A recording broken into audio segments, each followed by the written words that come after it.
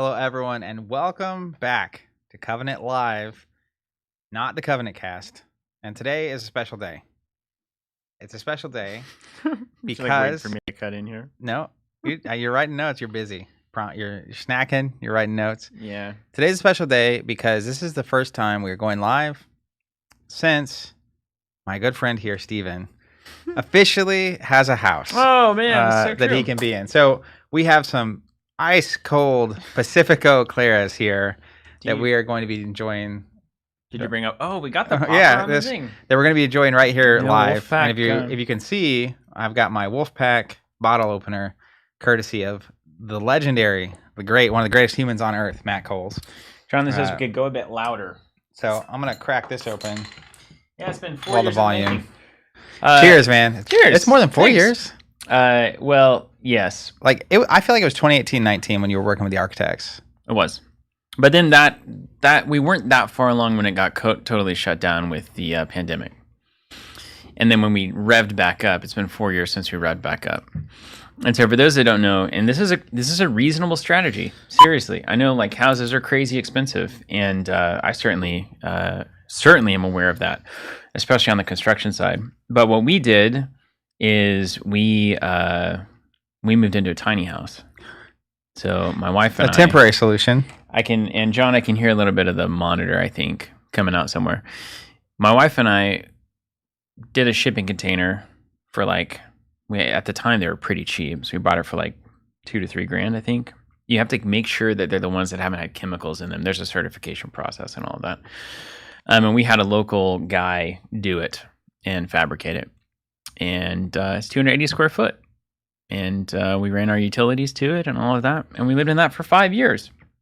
And unbeknownst to us, we had our daughter during that process. I mean, we knew about that. I was going to say, what was unknown? When you started in the tiny house, you weren't planning for a kid in the tiny house. Yes, we weren't planning to have a child in the tiny house. But the child was in the tiny house because the first attempt at the main house getting built went catastrophically wrong. It had to be destroyed, demolished, torn down by a machine. Do you think that it's still sitting in our yard process to build your house went better or worse than the process of 3.0 so far? Worse. Yeah. Somehow, and that's crazy. Once you spend a bunch of money to build something and then you tear it down and you start to pay for it. Yeah. That does slow things down. It's a bit of a very on topic. Paying for something that you don't get anything out of feels bad. Yeah, it does feel bad. Yeah, we'll come back to that later. Anyways, congratulations. Yeah. And there's lawsuits ongoing, and those also are expensive. I don't know if there's any money at the end of that rainbow. And it's emotionally exhausting, I imagine. Yeah. So then we got the lawsuit going, and then we restarted construction after a ruinous series of events. And then that went pretty well, but a little over budget, a little over timeline there. But it got done this week. This weekend, my wife and I... Hold on, I got to fix this. There's something coming out of this speaker, I think. John, I'm going to turn this down. Okay. Something, yeah. There we go. I couldn't hear anything. No, it's coming out of something else. Is it your something? Laptop? No. Or your phone? Is it this your phone? Is paused. Check. Oh, I can hear it actually. Checking the mic. Weird. It sounds like this. It's some speaker somewhere. Not here. I'm not on the thing. It's the headphones. It's got to be the headphones. Headphones. Checking the headphones. Checking the mic. They're going to blow your ears up. Don't put them on. It's too loud. Checking the mic. So my wife and I and a bunch of friends, we stayed up all weekend and finished we put a lot of sweat into it, right? Because we needed money. Well, we didn't need money. We couldn't spend the money. We needed to finish it. So we had to be the money, basically. The money. The sweat was the money. So, it's caulking and grout work and tiling and electrical outlets and cleaning the floors, removing all the trash, scraping down a lot of the stuff that got sprayed with drywall texture, doing all the painting, installing the lights, the fixtures, all that kind of stuff. So we had our inspection this Monday. And so we were up until Sunday night. We worked through the night until 7:30 in the morning, and the inspector got there at 9. And so we had like a hour break where we like got done with just an hour to spare.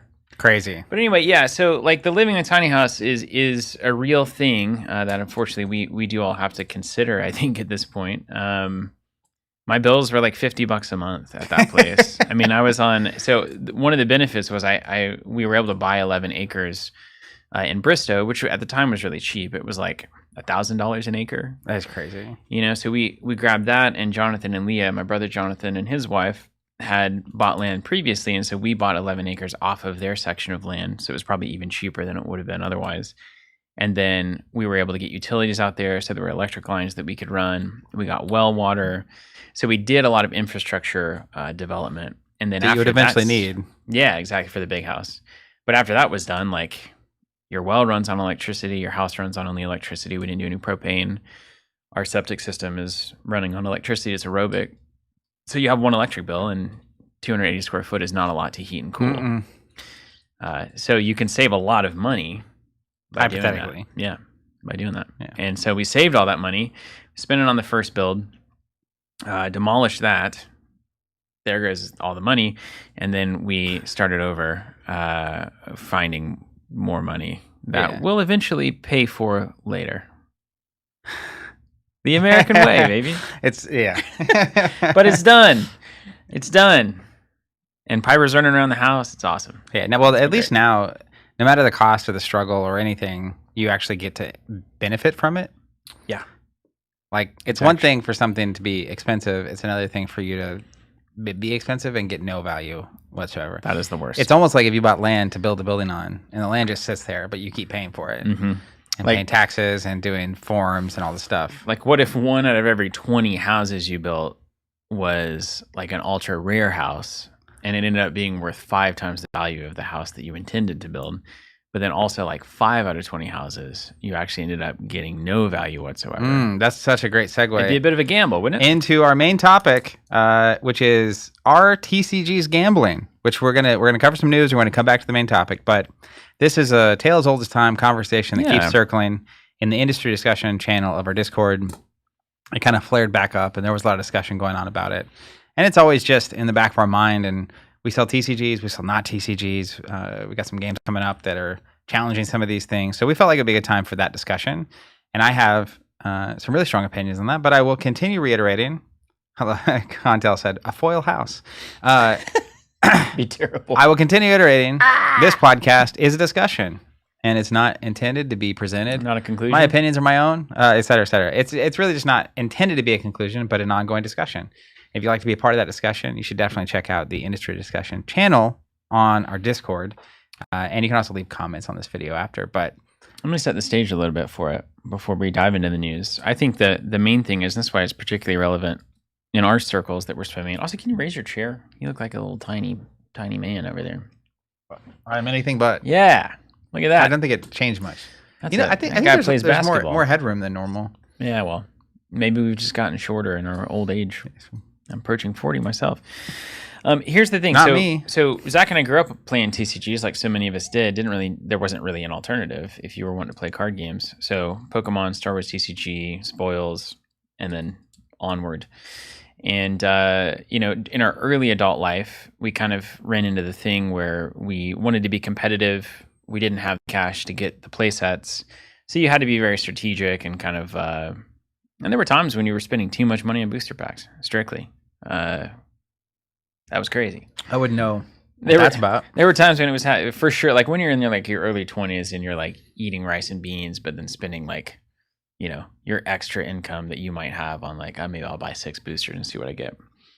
That's a thing. So then we went from that life to really starting the Covenant retail brick and mortar presence. And that was when the LCGs were hitting. And X-Wing was in a bit of an LCG, honestly. It was kind of a card game, let's be honest. It was an LCG.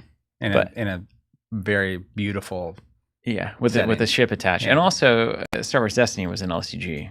It was an expensive LCG. It was a more expensive LCG. Yeah. It was afraid to be collectible, but it was certainly it was an LCG. So there was a format of game that basically came out, and FFG really pushed this narrative, and I think it was the right marketing move, where it's like, hey guys, everyone who's having to chase down cards by opening randomized booster packs, that's annoying and it's expensive and it's wasteful. What if everyone just could get the cards that they needed, single play sets every month? We'll send you a pack. It has all the cards in it in play set quantity, but not the core sets, of course, but that's a different story. And you can just have play sets of these cards, and then you can build any deck you want, and the best players can win. And everyone said, yeehaw, that sounds great. Especially the people who had checked out of TCGs. There were also, for budget reasons primarily, there were also people who played both TCGs and LCGs at the same time. There were also people who came from board games and minis who got into LCGs as their first kind of card game because it was finally kind of an appealing, sensible model for this to happen. Also worth injecting there for a second. At the time LCGs came out, when you're being an alternative to a TCG is Magic, Pokemon, Yu-Gi-Oh! Right. Like today's environment, you might not realize that. That's true. That's true. It's not just TCG versus LCG positioning. It's TCG big games with long history, and if you want to play Pokemon, you're going to need cards from. And Pokemon has historically actually been a very cheap game to get into. Side note. Just buy the Game Boy game. Red and blue. Ship it. But anyways, that is an important piece of the environment, I think, when the LCGs were happening. Sorry to derail you. Yeah, you're fine. And then from the LCGs, we actually went into, following the FFG line, went into the unique deck game. That was Keyforge. That kind of took this kind of LCG concept, but also kind of introduced some of the collectability concept. But we changed this was kind of, I think, the thinking at the time. I don't need to open a bunch of booster packs to get the cards that I need to build a collection to then build decks. What if we remove the collection and deck building part of it, and we just have the decks themselves be randomized right out of the box? That's a cool format and introduces a certain level of rarity and collectability, but also it kind of defeats the purpose of collecting because you're just cracking decks and playing them against each other. But at the high level, there are better decks than others. So necessarily that leads to some element of chase and collectability to find the best possible version of the thing that you want to use to win the event. But no, like big foil treatments and collectors being interested in that stuff, to my knowledge. And then from there, we kind of petered out on the LCG stuff. All of those games kind of saw their way out. Now, Andrew Navarro will constantly say that most, if not all, of those LCGs were sustainable profit-wise at the time, but they typically were cut for other reasons, whether it was licensing things, bandwidth things. They weren't making enough money compared to the other things going on at the organization. I think especially once Asmodee got more involved in the FFG world, a lot of those LCGs were pretty suspect line items on the budget sheet compared to board games, evergreen titles, minis, and then later Star Wars Unlimited, which of course would blow the socks off of anything that an LCG was doing. Meantime, we constantly tell the story. Star Wars Destiny was the one that came out from FFG as well. Their first TCG in the post-LCG landscape, and it just made so much money. Comparatively, it was on a different scale. So that shifted, and then we also saw the rise, what I would say, of the next golden era of TCGs about that time, going into the pandemic. That's where you get the Flesh and Bloods and MetaZoo drama and all of that. And then now we have everything from, Warhammer Champions was around that time. Alestrals, Cryptic, the kind of, I don't know, can I say the seedier underbelly of the TCG world? Is that a fair thing to say? But then you also go in, like Warlord has come back now. Sorcery launches at that time. We see a lot of TCGs now are happening. Cyberpunk's coming out. Neuroscape. Some of the Wonder stuff is a TCG, kind of a whatever that is. Altered, big one. Keyforger's in there somewhere. Yeah, Altered. God rest your soul. So yeah, so it has been a big transition. And I think what has happened is that the LCG players that came along for the ride now found themselves in a landscape that was full of these TCGs again. And some of them just stopped playing card games, which to me is a bit of a tragedy, understandably though. Some of them just went back to board games, minis, etc. Some of them begrudgingly played TCGs because they love the card game experience, but they don't actually like the model and they feel fairly exploited by it. And they basically hate it every time they have to buy a booster box. And then some people got back into TCGs and said, oh man, I actually like this better. Or like, this is great. I don't know why I would ever play an LCG again, those kinds of things. So there's a lot of different, there's kind of this landscape shift, and players, I think it's particularly relevant and hot in the last few years, because if you're going to play card games, it feels like you need to go into the TCG space right now. And so for some people, that's a no. It's exploitative, it's bad, it's wrong, or I just don't have the money and don't want to spend it. For some people, it's like, I'll go because I love the games and the players and my local community has moved to these TCGs, but I want you to know I don't like it. And then some people have moved into the TCG space and said, this is great. Or they were always there and said like, oh, well, the LCGs didn't quite make it, but I've been playing Magic and Pokemon in the background ever since. And I don't have any problem with the LCGs or the TCGs. And I don't even see them as competing interests. It's all just a different way to do a card game. And so that's where we find ourselves. And I think the question from our industry discussion channel that comes up through all of these podcasts and various things is basically like, is this just a way to exploit people? Is this a way to create that kind of gambler's mentality to divorce people from their money, to cause them to essentially lose their minds and be so addicted to a thing that they keep putting money in the slot machine that is the booster pack? Is there value to TCGs outside of what an LCG can provide in the form of limited play and prize packs and the ability to have a randomized thing that has value? Is collectability ultimately a problem or something fun? And if something's fun, should it necessarily be wrong if somebody wants to do it? And the answer, of course, is yes, because some people find some things fun that we as a society have said should not be happening.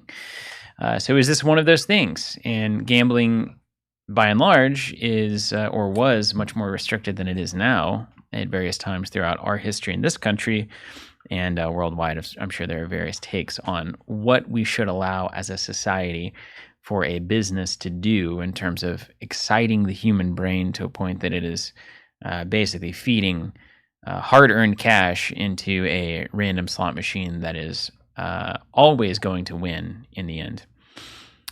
And here we are.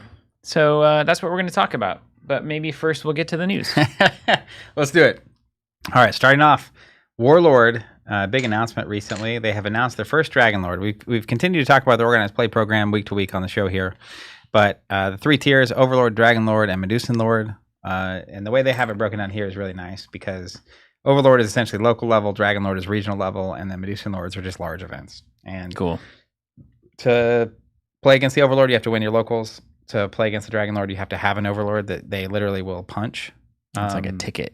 It's like a ticket. And then to play against the Medusan Lord, you have to have a Dragon Lord, which means you have to beat the Dragon Lord. Doesn't the Taylor Swift fan club use a similar system to get into her concerts? The punch system? the Overlord, Dragon Lord, Medusan Lord system? She did have like a verified fan thing, which is really cool. That's it. Like the only reason I went to the Eras Tour is because of that. Because I'd gone to a previous show and then they were like, hey, if you want a ticket, tell us. And then, You're a verified fan. Verified fan. Yeah. Wow, I didn't know I was in the presence of greatness. Yeah, I didn't mean, I don't know how to say this, but in the Taylor Swift world, I'm kind of a big deal. You have her phone number, right? Yeah, Like, definitely. Yeah, we text all the time. Yeah, we play sorcery sometimes. Actually, you know what? It would be, can you imagine? I would love to play sorcery against Taylor Swift. That would be the most viewed video in tabletop gaming. Oh, absolutely. Easy. Just put it on there. I'm sure I'll just have our people talk to her people, make that happen. Anyways, so they revealed the first Dragon Lord, and this guy looks awesome. His name is Drek Korteth, and he's kind of like a fire-based Nazgul-looking character on a dragon instead of a fell beast. And you see this little target here is what gets punched when you use it. Oh, tight. Which is pretty cool.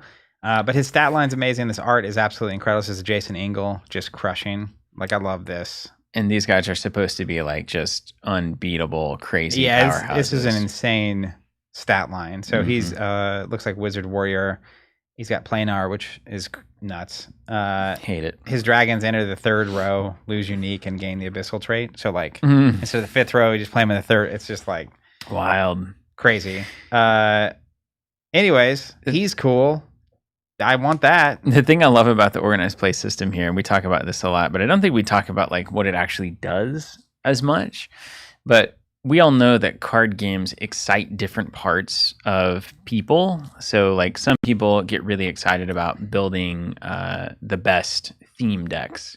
Some people get really excited about finding the best deck in the format, the best deck in the metagame. Some people get really excited about piloting the best deck. Some people just want to collect cards and their favorite cards or their favorite artists and see them on the table. Some people really want to focus on limited play and like really get good at draft and sealed and don't have any cards in their collection and sell off the rest or whatever, give them away. There's a million different ways to engage with this kind of format. And one of the great things about the Warlord organized play system is that it introduces a new type of player expression that you can now have, which is rather than just being good at the tournament, you can be the kind of player that is just focused on how can I build a deck that would ever beat this Dragon Lord.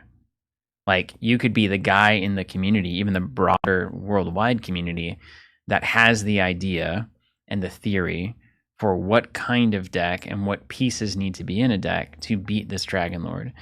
And then you become famous and gain community renown, not because you won the tournament or because you are the best player in the world, but because, Zach posted this exact list that he said would be the best possible chance at beating the Dragon Lord. And then Tony over here took that list, won the tournament, challenged the Dragon Lord, and beat him. Yeah. And now there's so it's cool that you can have like the manager almost that is like, here's what needs to happen. I'm not the guy to do it. Yeah. But I can put together the right idea for how to beat this Dragon Lord. Well, and even you picture if we went to like a regional level event of a game and maybe 4 rounds in, this tournament's not going so hot for me. Yeah. And so I never happened before. Never. Then I bounce from the tournament and like maybe John is there playing as the Dragon Lord and I have 2 Overlords I can cash in. So I use one, I play. And then I win against the Dragon Lord. Mm-hmm. And suddenly I leave the event with a copy of the Dragon Lord. And everyone that I drove with, right, it's like, oh man, you beat the Dragon Lord. Yeah. Even though I had a 1 in 3 tournament, but I had a deck ready to go against the Dragon Lord. So it just adds a layer of, it's like a different system that doesn't require you to be good at Swiss or a tournament all the time. Obviously you have to get in with the Overlord, but that's a local level challenge, which it can be hard depending on who you're playing with. And your friends can give them to you and just like feed you. It's like you're the Dragon Lord guy. Even you can picture, when we were younger, if 4 of us were coming up from Chelsea to play in Tulsa and we had like 8 Overlords, it's like together we have this stack. Whoever's doing bad at the tournament, drop and just start challenging. Yeah, take notes. Because like we're trying to get a Dragon Lord. We got to. It's like a team effort, which is kind of cool. Every card in the deck. We got to know how to counter it, et cetera, et cetera. Yeah, take notes, go earn the thing, do the thing. Anyways, cool. What's up, Cuts Cards? Good to see you. Super cool seeing that coming through the system. I love that the moxie of that whole organized play system. If you haven't checked out Warlord, highly recommend it. That game is taken off. Also, worth knowing, they have July 18th through 26th. They're going to have this happening somewhere, a 2-weekend launch event. Details to come. But then they're also going to have it at Gen Con. Sick. So at Gen Con, seemingly, let me make sure this is actually July 30th through August 2nd. Will be available throughout Gen Con. And so I think they're actually going to have a way for you to challenge and get an Overlord as well. So you could technically go to Gen Con and not play in a tournament, but just challenge Overlords, try to get an Overlord, challenge Dragon Lord, which is amazing. Like actually, for me, that might be even better than a tournament. Yeah, maybe so. Like I picture us going to Gen Con when we were younger and just like, we're only here to beat a Medusan Lord. Yeah. So like, let's try to level up our cards until we like figure it out. And then we're, like tweaking and deck building and doing the whole thing. It's like when this is going to fly over the head of anybody under the age of probably 35, but it's like when you were at the arcade and there was one guy playing, Street Fighter or Tekken or whatever, and everybody's lined up to try to beat that person. That's exactly it. And it's just like you're just sitting there like, oh, I get my everyone's shot watching, coming up. And you're like studying whoever's winning. It's like, oh, they're using Scorpion and they keep doing this. So like when I get up there, I'm going to choose whatever it is. Super cool. And Elliot the Unknown, this is a really nice comment. Excited for the first Dragon Lord. No LGS in my area, but I'm going to proxy it for my group. They're already brewing and getting excited to try and win. That's cool. And Elliot, that's where, maybe check out Fulfilled too, because like if you have a group and no store, the Warlord guys might approve you to start getting these kits and actually running these events. So check it out, fulfilled.teamcovenant.com. Cool. Okay, next up, real quick, just a note on Alpha Clash. Their second PvE release is coming out next week. If you haven't seen that, Vault Trials. I think we have a bundle right now available that is like the ideal way to check out this game if you haven't seen it.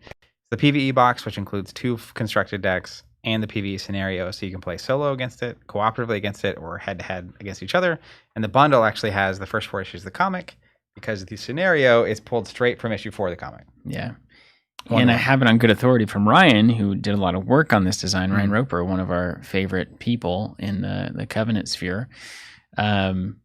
he said it was designed to be like a roguelite thing, which to me is tantalizing. I think card games should be. Jonathan and I talk about this a lot. He's got a lot of good ideas for this, but card games really could jump on that gameplay loop, which inevitably they are. It's just a longer loop. You play, you lose, you change your deck. You play, you lose, you change your deck. You get stronger and stronger and stronger, better and better and better, and then eventually you win. But like even in the context of a single tournament or a single session, if there was something like you lose, you get to add more powerful cards. You lose, add more powerful cards, etc. So they do this with the first PvE, but they have like kind of a mini booster box set that releases at the same time. But in the PvE box, I think it comes with 5 of these packs, and the packs. So the story of Vault Trials is. One of the characters is going into this like mystical vault to try to find a specific weapon. But the packs have a bunch of really powerful cards in them that are particularly good in the scenario, but also playable in normal decks. So that you could literally play against it, lose, open a pack, change your deck, play against it, win or lose, open a pack. Cool, love that. And do that whole thing. They're doing it. Yeah, they're doing it. What's up, Cardboard Guide? And I saw Mr. Yao saying any Ashes updates. So I haven't been any new preview articles since the last time we talked about them in the news. I do know little inside baseball, since you're here and we're friends and you're not going to tell anyone outside of this. There are things happening on our side that would make me think that nature expansion is soon. I don't think they've said the release date yet. This is the first expansion that is actually going to distribution again. So they did the Ashes Ascendancy starter, very similar to the Alpha Clash PvE, where you get 2 decks and a scenario, so you can play solo, cooperative, or head-to-head. Love it. But this is the first expansion under the Ascendancy model, and so there's a lot of parts to get lined up to actually do a release. Yeah. Anyways, I think it'll be soon, and anytime they post news articles and stuff, we'll try to catch it to cover it in the news, but nothing new beyond that other than just hold tight. You can pre-order that next expansion on the website right now, so if you want to get it and you haven't already done that, you can. If you're a subscriber, that should already be generated in your account.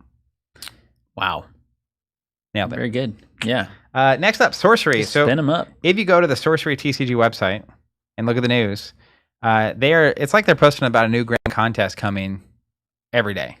It's let me just pull it out. They can't all be grand.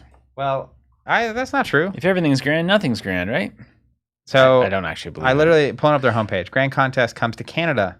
Says the Assorted Animals Grand Contest. Then there's the Card Show Grand Contest, which is I think the Auckland, New Zealand card show contest.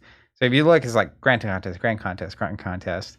And then even this like, are you ready for Grand Contest is a list of Grand Contests. So check this out. Where is that in the tiered pond ripple? So Cornerstone is like there's like the retailer base level monthly, not monthly, but like a retailer kit local. Just run a random weekly, monthly event. Then there's Cornerstone, which I think stores get to host these once a year. And those kits have gone out and stores are starting to schedule them, all that kind of stuff. Grand Contest is the next level, which is it's like a regional level event. The schedule here is where are we at? June 17th. So June 26th to 28th is SCG Con Las Vegas. There's a Grand Contest. Okay. Then July 3rd through 5th, Grand Contest Netherlands, Sorcery Fest. Are those ones with silver bullets? Yes. Okay. Then July 25th through 26th, Grand Contest Melbourne at Plenty of Games. Then July 30th through August 2nd, they're having a Grand Contest at Gen Con.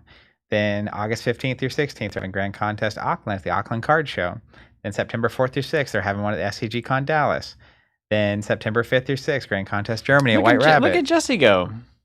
So, can we say something mean to Jesse while we're here? Yeah. I want to try new hair. I want to say something mean, but I have a sneaking suspicion that the Australians are better at sorcery than we are. I don't know. We had at Houston, we had a 2 American, 1 Australian team. That's true. And the 2 Americans were clearly better. And I'm not saying who was pulling more weight in that team or not, but I will let USA figure that out. Mm-hmm. That's true. And we're going to do it again in Avatar of the Realm, right? That's right. So that is the seemingly the top. So above the Grand Contest, the seemingly once a year Avatar of the Realm event hosted by Ex Curiosa. And that was the event that sold out really quickly. Yeah. But yes, our dream team, Sunday Sealed team, me, you, and Jesse are there to defend our record. We're going to have to start playing some Gothic. Yeah, I'm definitely going to wear a very like American flag shirt to that, I think. Good. I think I've I've convinced myself just now. Okay. Anyways, I guess I'll do something so weird. a lot of events going on for Sorcery. You got cornerstones going on all over at a bunch of the different locations. You got grand contests. There's a big list of them on the website. They're fully up and running. You got Avatar the Realm coming. And then you still have all the community events. I've seen SorceryCon, I think it's next February is when they were scheduled. And then there's, what's the name of the series? The Explorer series? Explorer series is a thing. Up and going all the time. So cool to see. There's a lot of energy behind Sorcery right now. You can feel it. A lot of official organized play for a kitchen table TCG, guys. Yeah, what's the deal with that? Jesse? He's had his influence. What's up with that? He FFG'd him. He did. Yeah, he took the playbook. He got him. Hey, when it's good, it's good. Just run it back. Hey, people want to play in an organized way. Why don't we let that? Okay. All right. Final bit of publisher-related news. Earthborn Trailblazer finished the campaign yesterday and landed about $550K in funding, which is amazing. That is they posted an update over the weekend. That's their second biggest crowdfunding campaign of all time, behind the reprint for Rangers, which went ballistic. Yeah. But you gotta blame Shut Up and Sit Down for that. And the fact that it was like everyone was losing their minds. They read $1 million before that, but yeah. But they got him to like 3.5 million, I think. Yeah, it is a lot of people watch that show. I don't know why. Why aren't you watching us? You know what it is? We need an accent. Yeah, I know, dude. It is charming. It's freaking charming. That's why we give Jesse so much crap. Give me a few more Pacificas. I'll get an accent going. Well, the only accent I have in my repertoire is French. No, not my French is really bad. When we went to France for the Pro Tour for Fab, Serena, my wife, was dying the whole time. It's like bonjour. And it's like she was. I won't say she was embarrassed to be with me, but I think she was embarrassed. She absolutely was. Yeah. Yeah. Anyways, more than usual. Last bit of news, Covenant related news. The only thing I have to say is that yesterday, it's so hard for me to say that and not go into Yesterday by the Beatles. I almost just started leaning into it. Anyways, Steven and I sat down and played Flesh and Blood. For like 6 hours. Yeah. For a video that we're working on. And it's really, I will just say this. If you're out there and you play card games, take some time. Mm-hmm. Play a deck that you thought was great 5 years ago. And then recognize that all your current decks are probably as bad as the one from 5 years ago. And you're just like emotionally attached to the decisions in your deck. Because I'm playing that thing that whole time thinking, what was I doing? What was I doing? Like, it's so obvious how hard I was working to do what I was doing. 4 card 13s all day, baby. Man. Anyways, any other Covenant related news you think the host position is still open? You should apply for that if you're interested. But yeah, how would you describe that job? It's going to be 2 parts. I mean, you're going to be a physical representation of our brand in store, the eventual store 3.0. And then in the meantime, in like local Tulsa events that we'll be hosting. So you would be the person at let's say there's a big, 100-person sorcery event in Tulsa. You're going to be the person on the microphone. You're going to be the person making sure everybody's having a good time, making sure everybody knows where to register, just making sure everybody feels welcome and excited to be there. And so you've got to be very sociable. You got to like people more than any of us in this building do. You've got to have a lot of social energy, maybe be an extrovert, whatever that looks like. And then you will also, on the backside of that, so that you're not fully, kind of having to work on every weekend, every weeknight, et cetera. There'll also be some office time involved in that job where you'll be doing our online customer service as well, which is a similar kind of atmosphere and vibe. But it is just through email and communication. So you need to be good face-to-face. You need to be good via text and grammar and all of that. And you need to care about people and divorce yourself from your own ego most of the time. So hopefully you're out there and you're the perfect person hearing this right now. That's right. Because we could use you. And we probably need a few more of you over the next 6 to 12 months. So keep your eyes open. Keep them open. That's right. Chad is gently reminding us that we need to get rid of our American-centric bias. Oh, yeah, we do have an accent. It's an American accent. Hold on. There are so many... There is not an American accent. There's regional American accents. Yes. Like the South is different than the North in that way. Like you talk to somebody from Boston versus somebody from Mississippi, it is a different accent. Well, sure. Boston... To me, Boston... Is that the same for England, though? Is it like the Yorkshire accent? I think so, actually, yeah. And So there's Boston/Northeast accent, New York style. There's also the South style. There's also like the Chicago version of this is like almost leaning Canadian. Mm-hmm. There's also Canadian, which is not American, but you got whatever Larry's doing. What is that? Ohio, Michigan. He's like the Ohio, Michigan, He's Chicago got a different, land. yeah. Different then you got the West Coast. What's Florida up to? I think that's just south. Is it south though? It is south and Florida's country. just weird south though. It's not like south. It's weird south. I would be curious if you're watching this. And there's Texas. Do you think we have would you say so when you say American accent, that's what's crazy to me is I would associate any of the ones I just mentioned as more of a like identifiable accent. I think it's not like the fish doesn't know what water is kind of thing. Maybe, but is it like what would the name of if you're not gonna let's exclude West Coast Valley, let's exclude Northeast, let's exclude Southern, definitely not any of that. Let's exclude Northern. Well, I guess it'd be Oklahoma then at that point. But that's not. I don't think anyone would listen and say that's an Oklahoma accent. Are we talking like a bunch of hicks? Is that what you're saying? I mean, but that's my point. It's like I feel like if I do have an accent, it's the least American. Like, oh, you know what I mean? Jonathan and I can code switch so hard when we start talking to some of these old farmers out here in Bristow. Dude, once you're standing at the back of the truck bed and you're just shooting it, it starts rambling out of us like you wouldn't believe. I noticed that when I'm talking to my mother. Yeah. Because she spends a lot of time in the country these days, and she is a country girl. Yeah. And just I'll start talking when I'm around her. I'm like, what am I doing? She the kind that says "warsh"? I don't think she goes that hard. But like, so she's technically from Houston. Yeah. But she says Houston without the H. Houston. And she has a lot of like that. John Houston. South. Like, there's like a Texas. I say y'all non-ironically all the time. I use the word a common for one. sure. Anyways, I don't know. I would have a hard time saying that our accent's American. Yeah, well, like it is strictly American. The New York Boston accent has to be a stronger American accent than. Well, there was also that like that mid-Atlantic accent or whatever that is that used to be everybody used on the radio and stuff, and so that kind of became and here we are, right? That thing. Yeah. So that was like an intentional. That was like the official accent that you were to use in broadcast. I think was something about that. That doesn't exist anymore, really. But there's a certain. I mean, depending on the circles you're swimming in, like. I'm sure if you're in academia, you're going to talk a little bit more proper than you would if you're at the bar. I guess I feel like if anything, there's like a nondescript generic accent. But maybe that's what everybody thinks about the way they talk. But I feel like we're the leftovers. Always taught. There's so much more notable accents out of America than ours. Maybe not though. But maybe that's because you don't find your own way of speaking notable because you've been doing it the whole time. Maybe. Yeah, we have coming in maybe a yeehaw accent. Going down to the rodeo. Going down to the Dollar Tree. How do you pronounce Louisville? You'd think it was easy, but it's not. Louisville? Like a Louisville slugger. Anyways. Louisville slugger. Okay, let's segue this right into the topic of our TCGs Gambling. So here's where I want to start.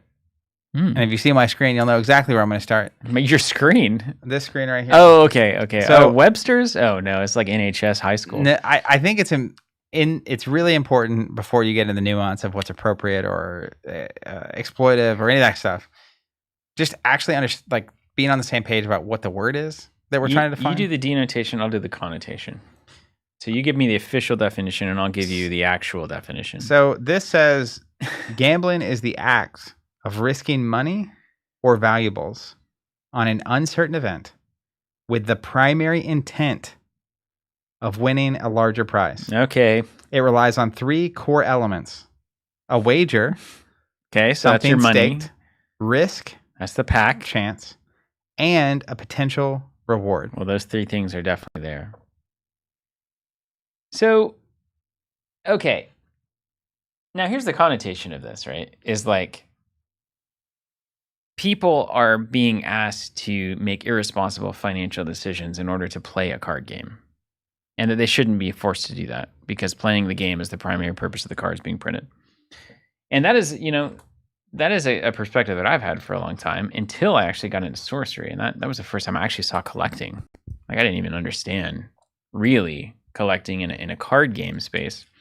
And then I kind of, I always kind of was interested in baseball cards and stuff.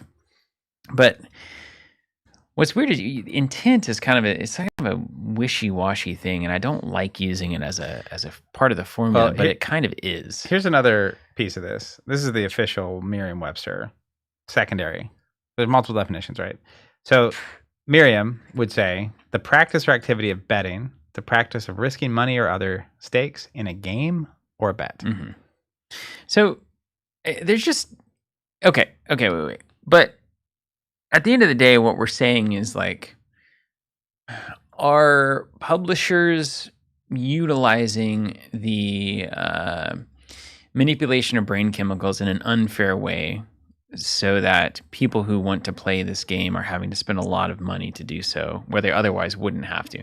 Because what you could do is you could pay for all your art, you could pay for all your design work, you could have that as your fixed cost for a set, you could guess how many boxes you're going to sell, you could have every box of cards be identical, the LCG, and then you could charge whatever profit margin you're looking for, 20%, 30% over fixed, and you take home 30% of every sale. Let's say you sell a box. Maybe the cards cost, maybe your whole set costs $15 to manufacture, $20 with packaging and all that, and you sell it for $50, and through the logistics and all of that, maybe you take home $20. You get $20 for every set of cards that you've designed and are sold. I think that's considered that's fair, and that's what a lot of people would say should be happening, and that is the LCG dream, right? What does it cost?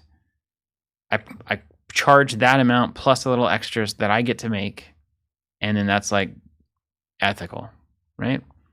So instead what I'm doing is I'm taking that set of cards, I'm making some of them more rare than others. I'm putting them in packs that only give you certain amounts of those rare cards, and then you're basically opening them to collect those cards that you need to play the game. And that is seen as unethical and like a manipulation of the kind of like chasey, rewardy, seeking brain chemicals that are up here in our noggins to be as unromantic as possible. Now, so here's my first question, Zach. I want to walk you through a few scenarios, and I want to kind of get our base level set. I watched Blade Runner 2049 recently. What a movie! Oh man, I want to watch that again. Baseline. So what bad. A movie! What a freaking movie! Yeah. Okay, so yeah, I just want to be really clear about that movie. It is not gambling to watch that movie because it's amazing. It's a banger every time. You know when you're going in, it's going to be. There's no risk. So okay, first example. I was thinking about this in the shower this morning. First shower of the month. If you go to a restaurant and the primary purpose of the food in the restaurant, of course, is to provide you calories and nutrition, and they lace everything with butter and salt, are they unfairly exploiting your brain chemicals to get you to buy more food from them? Man. Ooh. I love that you went here. I also love butter and sugar. So... Is that unethical? Unethical to put butter and salt and sugar in your food? They made it more enticing to you whenever it was unnecessary. The fundamental value of the food is calories and vitamins and nutrition so that you can continue to live. And they are making it taste better for one purpose only, so that you'll eat more of it. Well, presumably so that you'll be happy eating it and want to come back. Right. And so sometimes you come back over and over and over and over. Yeah. Or to charge more money. Do I think that's unethical? Yeah, to charge more money. Yeah. No. Okay. Well, why not?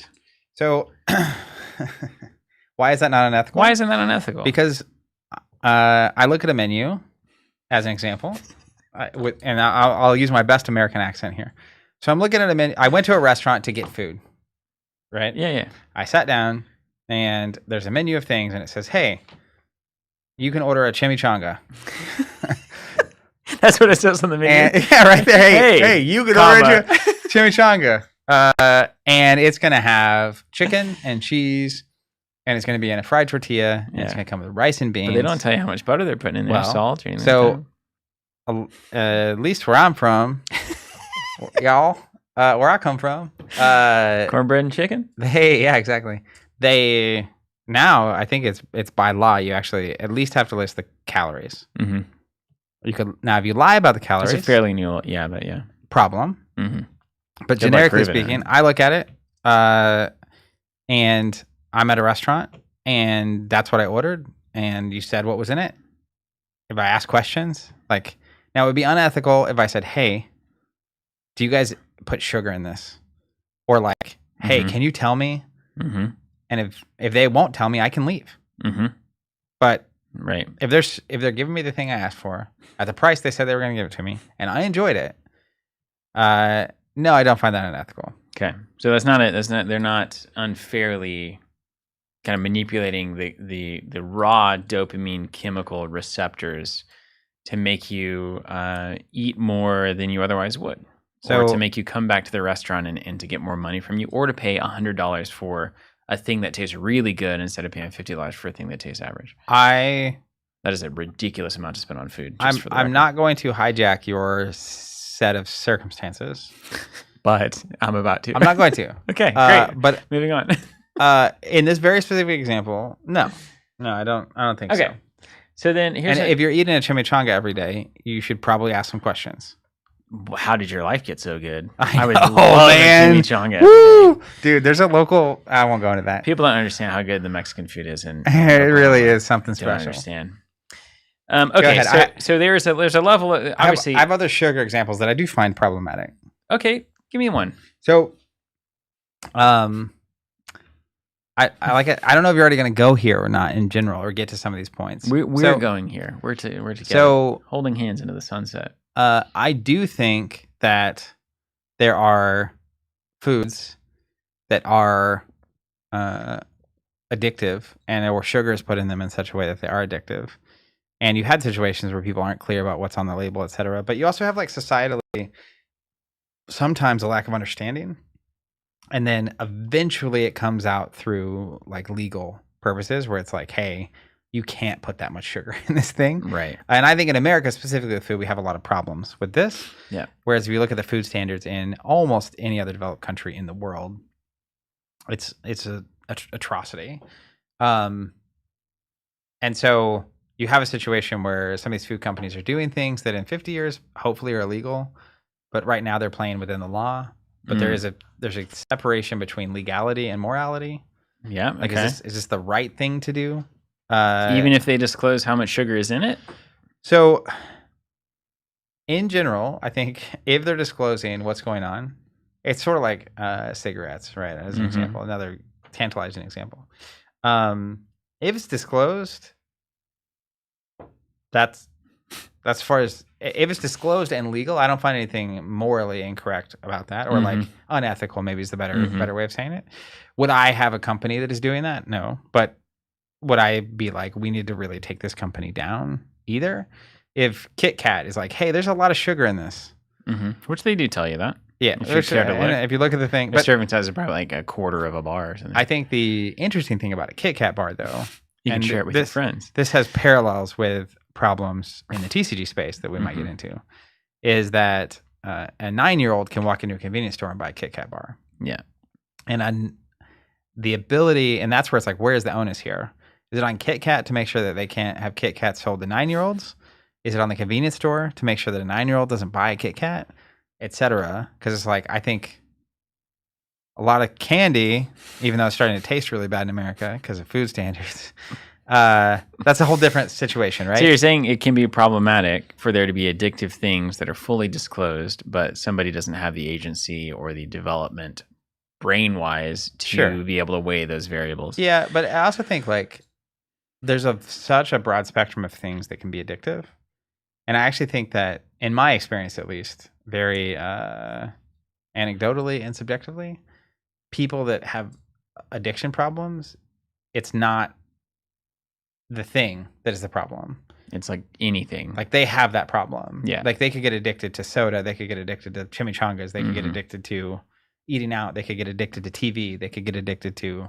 Like I got a buddy that stopped drinking booze, but started drinking a lot of Red Bull. Yeah, you can easily, I mean, coffee, you get addicted to work, you could get addicted to not working, you could get addicted to all sorts of, and of course, some things are more detrimental to you when you are addicted to them. Like being addicted to knitting is maybe not as bad as being addicted to like cocaine. Alcohol. Yeah, or I mean, you go down to the cocaine level. Yeah, those two things often go together. You know, so it's a good example. But I've met people addicted to tournaments. Yeah. They're addicted to the high of like competing and the winning and like constantly. It just can't. And you could get to the point where it's actually destroying your mental health and your relationships and your work. Yeah. Like you get it to a game. Period. Even in LCG. Video games, etc. I know lots of people who, when the LCGs were hot and heavy, were having some trouble at work. Anyways, carry on. I didn't mean to interrupt your stories. Here's another question. So what about if you're at a restaurant and they make your favorite steak? Okay. Your favorite steak. And then they introduce a promotion. This is a great analogy.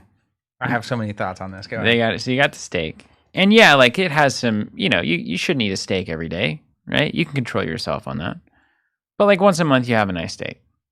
But then sometimes they introduce this thing, 1 out of every 100 steaks that we cook randomly. We're just going to randomly. 1 out of every 100, we're going to upgrade your T-bone to like a porterhouse. And we're also going to give you a free piece of cake. And the peppercorn sauce. Is ordering that steak now gambling? Are you taking a 1 in 100 shot to get the porterhouse with the cake? Or are you just ordering a steak? And if it happens, hey, that's cool. Is that gambling? I don't think so. Okay. Per how I understand the word. All right. So what have we got? We got a wager. So let me go back to that Or definition. is it a wager? And I think this is the crux of the problem is the way that you're approaching that situation has everything to do with whether or not that's gambling. Well, so if you go to that restaurant every day and you say, I am not going to stop until I get that 1 out of 100 steak, and I'm going to come in here every day and spend money buying that steak over and over and over until I hit it, you're now gambling. Well, and going back to that original definition, risking money or valuable, so you're going to pay for this thing. On an uncertain event, you don't know if you're going to get the steak, with the primary intent of winning a larger prize. So porterhouse is larger than the ribeye. What is it? T-bone? I don't know. I think the porterhouse is the big one. I just got the two connected or something. I think they could serve one bigger than the other if they wanted it to. Like I guess the cows are different sizes, I suppose. So a wager, something staked, risk, and then the potential reward. So like if you consider getting that special steak a prize or reward, and the only reason you're buying the steak at all is to get that one, you could maybe bend into that being gambling. But if you're still getting the original steak, regardless, is it really a wager? Well, and I think the analogy I want to use here that is kind of hilarious that we went with food. I appreciate you taking it. Well, everybody understands food. I think it's handy to get away from cards because it's too loaded. Get away from it. But let's say there's a restaurant. They don't have a menu. Period. I would love this restaurant, side note. No menu. Walk in, talk to the waiter or waitress, and they're just going to bring you what they want to bring you. And that might be based on conversation they have with you. Maybe you're regular and they know you and the whatever. It could also be like whatever they have on hand. It could be whatever the chef's wanting to make, etc. And you order. You're like, yeah, I want to order dinner. That's all. That's it. I want dinner. And then food shows up. And it's like, if I walk in knowing there's not a menu and you don't order in that way, and I order, and I'm here to get dinner, and it's no matter what they bring me, it is dinner. Now, sometimes they might bring me a fancy steak, and it's like, this is the best steak I've ever had in my life. And then I go the next time and say, hey, steak, please. They're like, that's not how it works here. Sorry. Chicken sometimes. I would still be, if I presume to continue ordering that dinner, be ordering dinner knowing that what I'm going to get is a plate of food made for me. And I get that plate no matter what. Now, maybe there's no menu and you always pay $50, period. Maybe sometimes I say, I don't know if I would have paid $50 for that. You get like mashed potatoes. Yeah, or like a carrot. It's like with drizzled sauce and it looks fancy. Like, I don't know, this is kind of an artsy choice here. It's like a banana on the wall. But either way, let's just say they do provide a reasonable dinner amount of whatever that amount of food is. Is that gambling? Like, hopefully they bring me food I like. I don't think. See, I think we have to say it isn't gambling. I don't think it's gambling at all because I always get dinner. You always get dinner, and life is always going to have a spectrum of of results. So like either everything is gambling, or we have to be very strict in our definition. Well, and that where I eventually get to with this, Like sometimes you buy a car and it stops at 100,000 miles, sometimes it stops at 500,000 miles. Sometimes the engine is good, sometimes it's not. Life is a gamble. You gamble. don't know. I mean, marrying someone's a gamble. Having a kid is a gamble. Buying a house, building a house is a gamble. Turns out. But I think to me, one of the most essential differences in how I view the word gambling is when let's say we were actually full on gambling, playing poker. Let's go the other direction with this, go right to the source. We both have a hand of poker and we're literally betting. This cash money. It's not even chips. I'm literally, you look at the definition, right? Uncertain event. What cards? No underneath? idea. Yeah. I'm putting money in and my goal is to get more money out. Prize. Spirit. But there's other layers to this, which is like when I put money in and or take money out, for you to win, someone else has to lose. Right. Also, when I lose, I have nothing. Right. When I lose that gambling. So I know it's like a lot of nuance here, but just the reality of there's a major difference to me between putting money in and knowing you might get nothing out, but you also might get a lot more out. And the only possible intent is to get more money out. Like that is now technically. I mean, you have fun playing poker, right? You could have fun. Like, and I've done this. Entry cost, yeah. For one of my friends' bachelor parties, we went to the casino. We each had a couple $100, and it was like, the intent of this is to have a fun night. And no one went in. We all know the odds. Does the intent shift though? Does the intent shift it from not gambling to fun? Well, that's where it's like, am I willing to pay $200 to have a good evening in a casino and have fun with my 5 friends? And for me, in that moment, I don't feel like I'm gambling because I'm going in thinking this is a night that's going to cost me $200. Yeah, exactly. And exactly. it did. It did.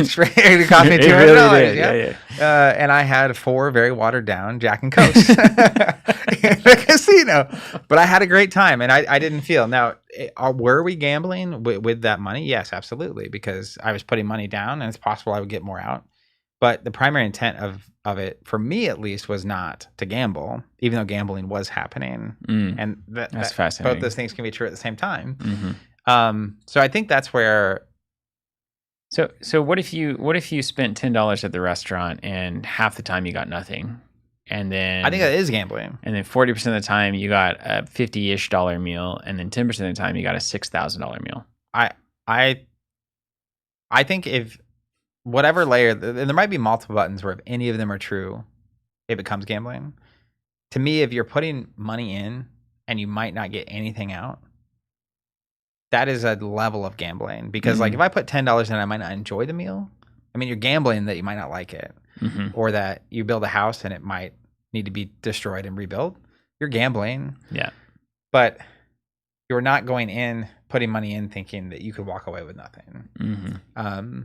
For the chance that you might, like, if I said, hey, you can build your house at half price, but half the time you'll end up with nothing, and half the time you'll actually end up with a house that's 10 times more valuable. Right.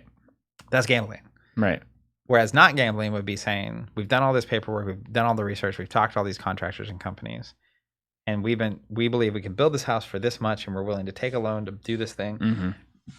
And you do the thing, but and things could go wrong or things could go right. Yeah, it's like, you're getting married. It's like there's a 50% chance this ends in devastation, divorce, you lose all your money and you have nothing left. And half the time it's going to be the best life you've ever lived. So like, you want to take that chance? Yeah, roll but them up. You don't go into that decision.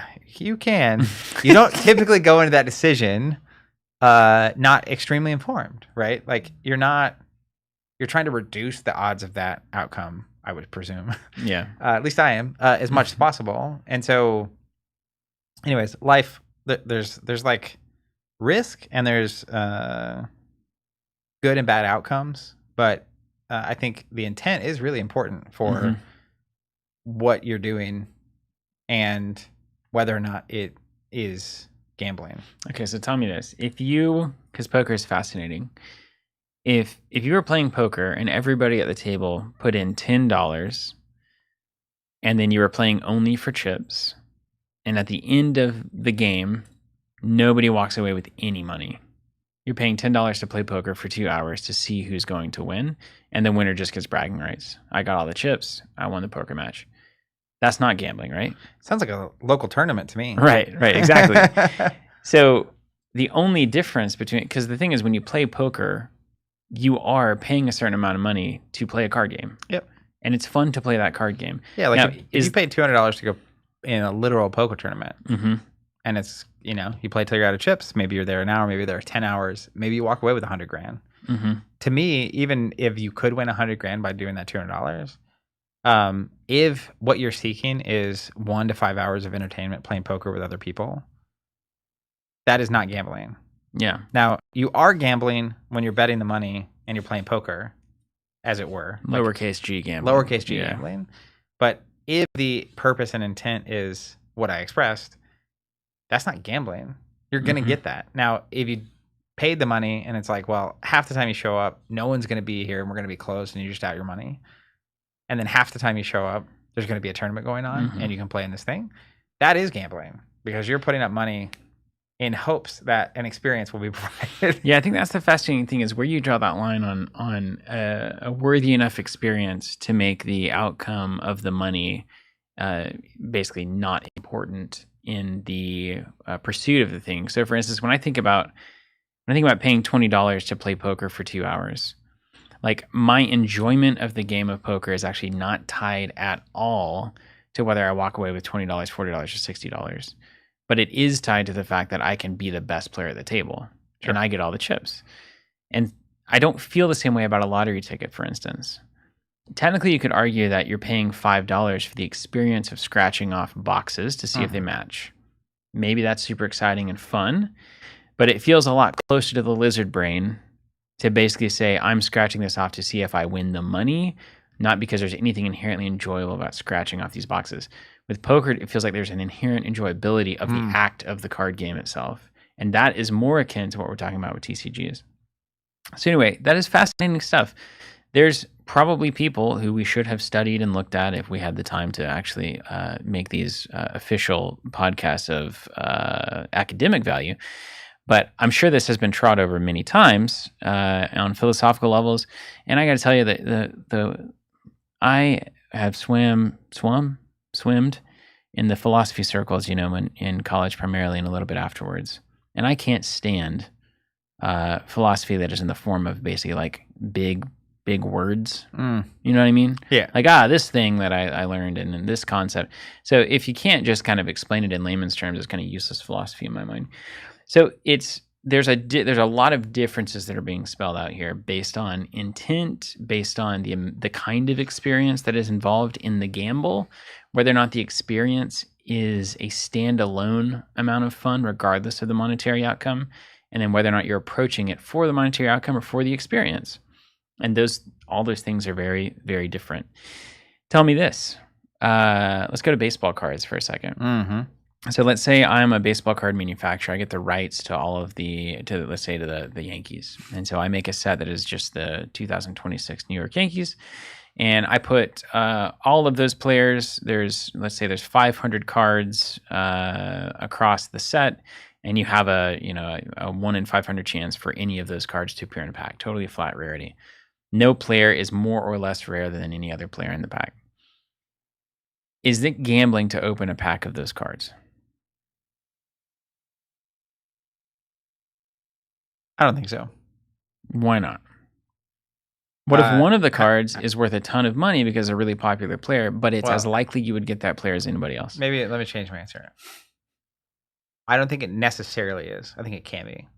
Mm-hmm. We go back to intent then. How many cards are in a pack? 20. Okay. So how much are the packs? I don't know, $5. Okay. So when I buy a pack of cards, if what my intent is and my interest is I'm willing to pay $5 for 20 random Yankee baseball cards, that is exactly what I'm going to get. In the same way that I would get dinner if I came in and I didn't have a menu, and maybe I'm going to get the steak that cost $1,000 to make, and maybe I'm going to get a hamburger.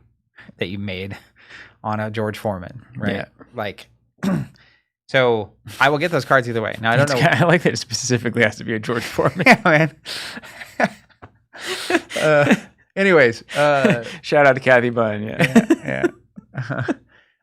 She's grilling on an angle. So, so funny. I'm trying not to get lost in that analogy. So but you're saying 20 cards, you get 20 Yankees. Am I willing to pay fair in love and war? $5 for 20 random things? Now, if there's a 1 in a million chance to get specific player from the Yankees and it's signed, and that card, and this is what's so funny, right? That card is worth, let's say, 50 grand. Yeah. Okay, so the moment you're viewing, and it's kind of the like gross TCG thing for me, and that's why I just come at this from such a different place than a lot of people on TCGs, is like the idea that you're even associating values as like the default is where the shark has jumped at a certain point. And that's where we get into the meat of the actual conversation. Mm-hmm. Keep using food analogies. Mm-hmm. Because the 1 in a million, baseball card, basically, if what I actually am doing is paying $5 to try to make $1 million on this card, that's the same thing as buying a scratch off ticket. Mm-hmm. Especially if I'm going to take those 20 cards and throw them in the dumpster if they're not the card I'm after. Or if it's the one ring from the Lord of the Rings Magic set. And it's like, well, I bought $2,000 in these sets. Don't really want any of the cards. Don't care. Just looking for the one ring. Yeah. Figured if I get it, it's a couple $1 million. So that's a lottery ticket. Mm-hmm. Which is why, I think it can be gambling to play a TCG. But I don't think, and the One Ring is a really good example, actually, because it's probably the most extreme use case of a TCG, and it's the biggest brand, and it's the biggest, all the stuff. Leveraging on this, is it exploitive? That conversation. I think this would be a good one to carry us there at some point. But if you're buying the pack to try to get the One Ring, and you're basically just going to throw it away, and you don't get the One Ring, or you don't get some serialized card, that's a whole different topic. Yes, I think that can be gambling. But if you're buying a Lord of the Rings pack to get 20 random Magic the Gathering cards that have Lord of the Rings art and that can be played in your deck, etc., or traded, or just collected, and you just want to get all the Magali art, or you just want to get all the Aragorn art, or whatever it is, I don't see that as gambling. Mm-hmm. And I think there's a lot of ways to experience that $5 pack that are definitely not gambling. Like, you can buy X number of packs into a draft, or you can have a sealed, or you can customize in your deck, or maybe you just enjoy collecting. I don't think collecting is gambling either. And sometimes collecting is randomized things, and sometimes collecting is not.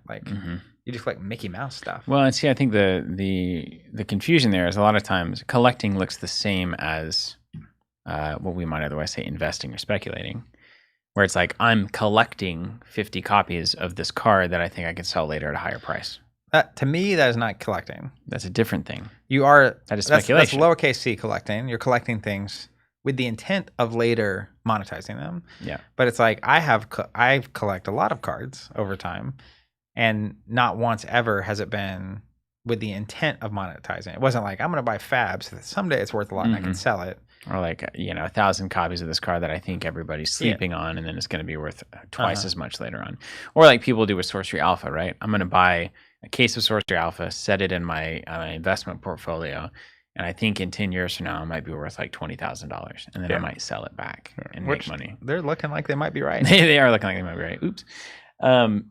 So the intent is so important, because there's, in the baseball card analogy, if you're the person who's buying a pack of cards looking for 20 random Yankees, which I like that we're using that as an analogy, and you happen to get $1 million card, you still weren't gambling. But if you're buying the 20 Yankee packs, trying to get the high-end card and make the $1 million, then you are gambling. And so it comes all the way back to that psychology and that mindset.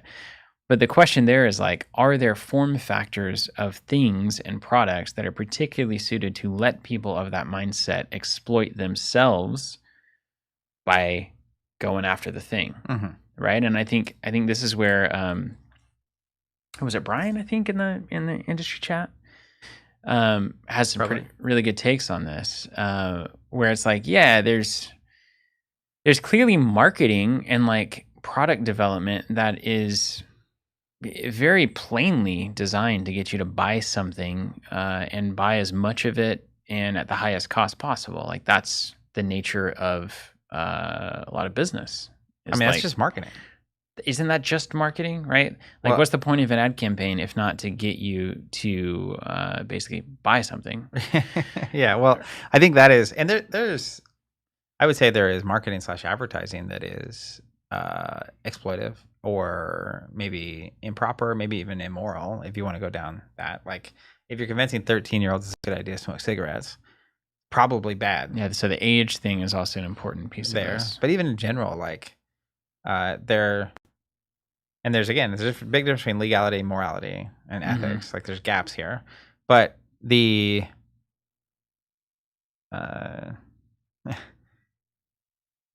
I think here's I guess a few layers of the thing I want to say. So I think about Hub World, and it is a non-collectible expandable game. So no randomization, none of that. And so I find it very difficult to imagine that someone who, I think it's very possible to get addicted to Hub World. Sure. And the goal would be for the game designers to create a game so good, you almost want people you want to keep playing. Yeah. Like that's the point. I mean, in the same way though, like if someone were making an album, well, Taylor Swift, let's go back to her.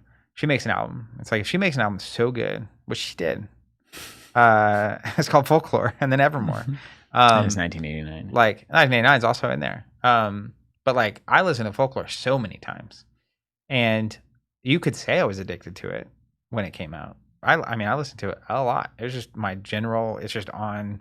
It was the right vibe, right time of life, right time of pandemic, etc. But I don't think I was harmed in any way from that reality. And so there's an element of like, if she makes a really good album, people are going to listen to it a lot. Yeah. And that's kind of the goal. Now there are things.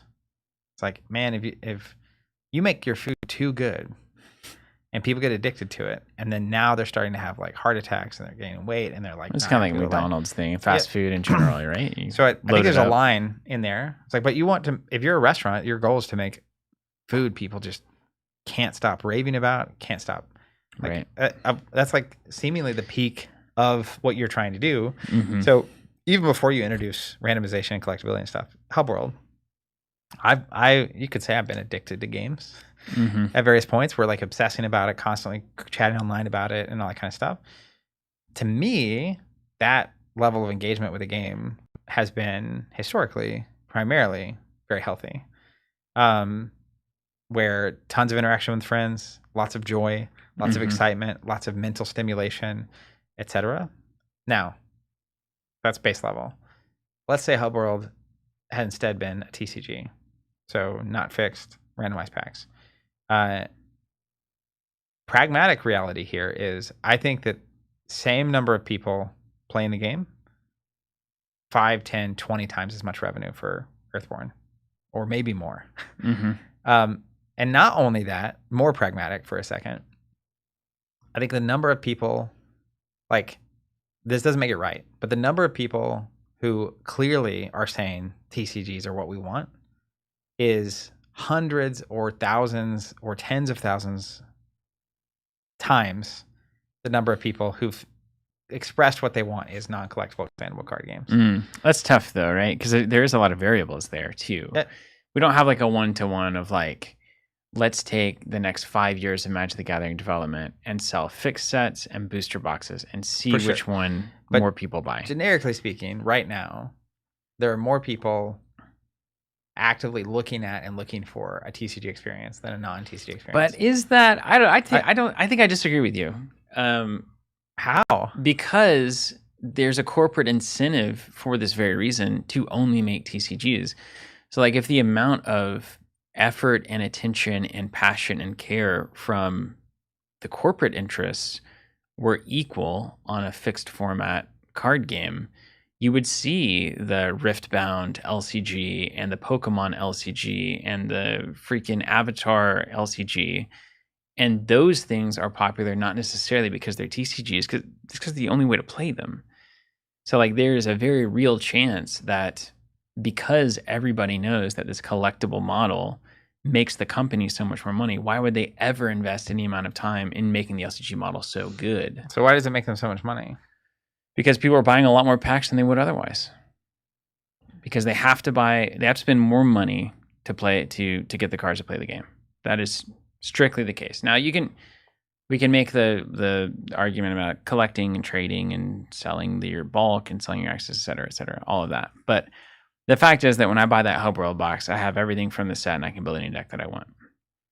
If it was a TCG, I would need to buy 4 to 5 booster boxes, probably, to come in there. That's why I gave the note earlier about LCGs coming out when it was just the big games, because there's a weird blend of things happening here where like the idea of a playset in a TCG world is like in the big games is so preposterously out there that like any time you talk about like Pokemon, like 99% of Pokemon players don't buy booster boxes. Just doesn't happen. So you're not buying 5 booster boxes when a set comes out For Pokemon. Who's buying them? So who's buying what? Well, they're all sold out, so somebody's buying the booster boxes. Well, the right? scalpers now and the speculators are definitely buying whatever. But who are they selling them to if they're scalping them? Like my experience with this is I have 2 nephews that are really into Pokemon right now. And basically a new set comes out and they'll have like a pre-release or a release event and they'll play sealed. And then they'll play sealed and then like they only get handful of packs a month. They're buying packs, but they're also buying singles. From a store. A store has a shelf, like the counter display, and it's like, what specific cards do you want? Which is funny because the big games have almost short-circuited the collectible randomization period. Like you actually don't. There's like a big environment of just cracking the boxes and selling the singles from the local model, especially. Yeah. And you have TCG Player, etc. But it's like, my niece and 2 nephews, and my nephews are really into it right now. It's singles, it's like packs for birthdays and like that, but they're getting it by the pack. They're not. Yeah.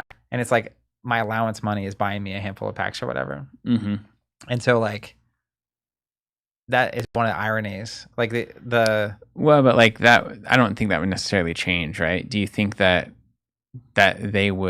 somebody's buying those packs, right, to give them to those kids? So the money is going into the till, no matter how you slice it. Now, if Daniel and Robin or whatever could just buy, if they could spend $80 and get all of the Pokemon cards and give them to their kids, would they spend more or less money than they do on booster packs? Oh, they spend less money for sure. Yeah. So like still, but it's generating more revenue. This is my point though. That's why they're only doing TCGs. Partly, I think the other half of that though is that if it were fixed and it weren't collectible, my nieces and nephews wouldn't have ever been into it. I know, isn't that crazy? So are they gambling addicts? Maybe. I mean, again, it's where it's a problem actually for like with kids, but like the reality of if you had a play set and then you go down to a local tournament, like that is it's weird because in one way I would think LCGs would appeal to less intense card gamers because it's so much easier. You just buy the whole play set. But the longer we go and the more I talk, the more it feels like LCGs are actually perfect for the deep card gamers. Yeah. Where it's like you just want to play the game, you want to have a full play set, you want to grind, you want to have the best deck, you want to go prove it, you want to do the thing. Whereas if you're a 12-year-old, it's like, yeah, you might have lost all 3 rounds, but like you could open a pack when it's over and that's cool. And it's like, oh man, and it's crazy. Like, yeah, you pull a big hit, great. They're excited and like whatever, but they're not making no money. There's no selling going on for them. But it's like, my favorite Pokemon is, what's the name of that Pokemon? Cubone, dude. No, Cubone slaps. One of my nephews is like a fluffy. Is it one of the new ones? It's new, yeah. Not 100, not the new 150. Not even the first 3. They're not even really Pokemon. But like, what's the point, right? They started making like pillows and stuff. It's like, what are we doing, guys? Like, you already did it. 100. This is the 150. It's 150, Zach. Yeah. I don't know. There's some winners in that second one. Anyway, what like boxes spinning around. They got like 1,000 different plant style Pokemon out. It's like, come on, we've already done plants. They got the Hawaiian themed ones. Anyway, call it oddish. So he'll open like an uncommon of his favorite Pokemon's foil, and it's like that made his day. Yeah, like because he's collecting, not gambling, mm-hmm. which is an enjoyable experience for him. Does it have to be a monetary reward then, or can it just be a psychological reward that you're wagering for? It depends. But like, are you buying the pack to get that dopamine hit? Or are you buying the pack because you collect Pokemon and you enjoy playing Pokemon? And where's the difference between enjoying that and like true chemically bad things? And how bad is a chemical hit? But like, to me, there's a big difference between collecting and gambling. Where if the experience you're after is to collect Pokemon cards and you enjoy collecting Pokemon cards and seeing the different art and seeing the weights and the heights and the flavor text or whatever the art is in Sorcery or whatever it is, that can be an experience that you're after and it's enjoyable, and like you skip that entirely with non-collectible. Yeah, I think it's clearly absurd to say that any surprisingly better than expected result turns anything into gambling. Yeah, because sometimes you order food and it's as good as expected, and other times it's the best meal you've ever had in your life. Yeah.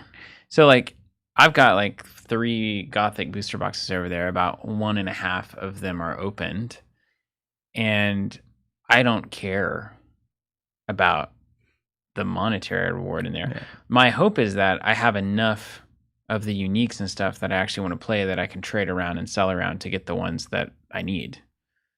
So in that way, it is kind of like but like those 3 Gothic boxes don't get bought if I can just buy a Sorcery playset. Mm-hmm. And then it's like, I just spent a lot less money, assuming that they price it that way. So it has gotten me to buy more of the stuff, but I'm also able to sell the cards. You know, they have value, whatever value we assign to it. And I'm playing sealed with them exclusively over and over and over. So there's like, if I'm buying, that's the thing is like, if I'm buying that Gothic booster box because I want to have access to 6 sealed pools, and in one of those sealed pools, I happen to open a foil, whatever hot card it is, that's not problematic. Like when I play the Pokemon Game Boy game, I don't know that freaking Abra is going to show up in the tall grass every time I walk through this particular spot. Yeah. It's a 5% chance. And then if you don't put him to sleep immediately, he freaking teleports away. And like me standing there in the tall grass looking for that Abra for 6 hours and then finally catching it and feeling elated about it feels like life. Yeah, I mean, it's like catching the deer, right? Or finding the fruit tree or... But then why are we... So in my mind, as far as an equation is concerned of kind of unitary value, time is money is the classic phrase, but that's true because that 6 hours that I was standing in the tall grass looking for Abra, I could have been working a minimum wage job or something like that. And so I'm choosing to spend my time not making money to do this thing instead. So in that way, you could just say that I'm spending money/time to get the reward that is catching the Abra and the elation and the psychological excitement that I feel from that. But it just, as you start to break it down, it just starts to feel like it's not really a real argument. Like the gambling thing is purely tied to somebody who has an addictive tick that is obsessing about winning or losing at whatever slot pool that they're choosing. And they're approaching something in a way that then creates a problem. But like, you can't design every product to never allow that to happen. And you also don't want to rob people of fun. Yeah. Like, it's fun. It's fun to see what foil you got. Like, why? That's okay, right? And I think that was where I was going with like when I was starting to wind up the more people want TCGs, like as a form factor, and I love LCGs, side note, and I'm just using LCGs as a broad, non-collectible, expandable card game category. But it has such a ring to it. Yeah. The second version. Any CG. So. Any CCG. It kind of has a ring to it. So any CCG. Basically, if you look at TCGs generic, like as a model, the amount of different enjoyment factors that are built into one form of product is so high because you essentially have you or Eric Wainwright who love playing sealed and draft, which is a form factor that is very possible there. Now, like you bought these Gothic boxes, and if all you do is play sealed pools out of them, it was probably worth your time and money. Yeah. Regardless, you literally could play the sealed pool, throw it away, and it still would be like that was worth it. Like I would pay probably. Yeah. Playing sealed of a game is so good. I would pay $20 for a sealed event evening, knowing I wasn't even going to get to keep the cards. it's a bonus that I get to keep the cards. That's cool too, right? So you have sealed. That's kind of the poker analogy, right? Like even if you don't win or if there's no money on the line, it's still worth paying the money just to play the game. Yeah. The second thing is you have people that enjoy collecting, and these are fun things to collect. And I see this. That's what I say with my nieces and nephews. Like, they have fun collecting, and they're very restricted from their parents about how much they can buy and all this stuff. And so it's like, mate, I had this when I was a kid, like just financially resource limited. And so like, I couldn't get addicted to it because I can't just go get a hit anytime I want. Right. Sure. And then you also have people that want to do constructed deck building and that whole 9 yards, as compared to just packaging it straight as an LCG. Now, can you get addicted to it? Could you have people that get exploited and spend a ton of money and like go too far, go into debt, buying stuff and all this kind of stuff? Possibly, yeah. But I don't have a problem with people making alcohol, and that's a literal drug that could be addictive to someone. And if you have a problem with that, I understand. And like I same with even I think about a level worse to me would be like cigarettes. It's like, not only does it have drugs in it, but like math. Like, this is just this is bad. This is bad all around. But also, you know, I enjoy sugar. So like, you are dying. Yeah. So like, I don't know. On some layer of just life philosophy too, is like, I'm gonna die at some point. So like, maybe I die a year or two earlier because I enjoyed all the food my entire life. I don't know. That's I get to choose how to do that. You get to decide. Yeah. And you get back to like personal freedom and liberty, etc. And like, I think the big, for people that just want the game and don't want to collect and don't want to do any of that and don't want the work of randomization and don't love the chaff of all the extra commons and uncommons that you get in a thing. And don't care about the foil and don't care about the don't care about any of that stuff. Like, I fundamentally understand why a TCG would kind of rub you. It's like, you just want your card game. Like, why do we have to do all this noise around it? But then the question is it actually exploitative or wrong or a problem? Or is this just not for you?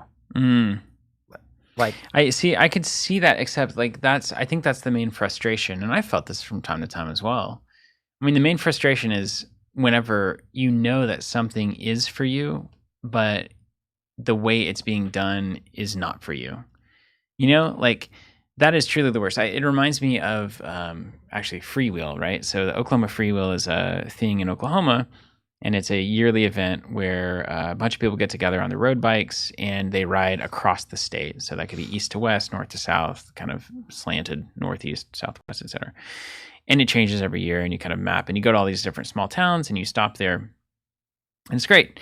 And I did it earlier on in my life. And then somebody got a hold of it who basically had no idea what they were doing.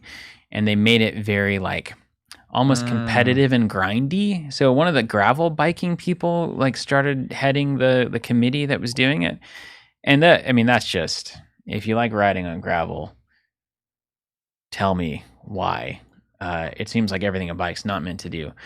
But he was really into it, and so he made the trip. He split the Freewheel thing into like gravel riding group and road riding group, and so it kind of split into, and then it was a much more kind of like competitive, serious biker thing is what it became. And mostly it was had been just like people like me, just random people who got the chance to do something cool, ride their bike a lot, had a challenge. It was exciting. So like in that way, whenever that happened, I was really frustrated because Freewheel, the idea and the experience that I had, was absolutely for me. But the way that it was being managed and presented, the only way it was being presented to me, I was not into. So I had to just not do it. But that's so frustrating. And it's like, well, if I'm not the guy who's going to start a new alternative Freewheel and take this into my own hands, I don't have the time for that. So I just had to do something that I really would have enjoyed doing, and that is an absolute bummer. Yeah. Or I could have just done it and tried to get the most amount of enjoyment out of it, kind of fighting against the current that was the powers that be trying to push me in a different direction. And yeah, that sucks. And the reality is there's just not a lot of other options on the market. So if it was like, oh man, I love What do people love? Ninja Turtles. I love Ninja Turtles. And the great thing about it is that there's a magic set of Ninja Turtles that's randomized and foils and stuff, and that's awesome. And then there's just a play set of Ninja Turtles. And I'm going to buy that, and we get to play the same game together, and everybody's happy. Yeah. But that's just not the world we're living in. It's like if you love Ninja Turtles, randomized packs. If you love high fantasy, randomized packs. You know, if you love it, et cetera, randomized packs.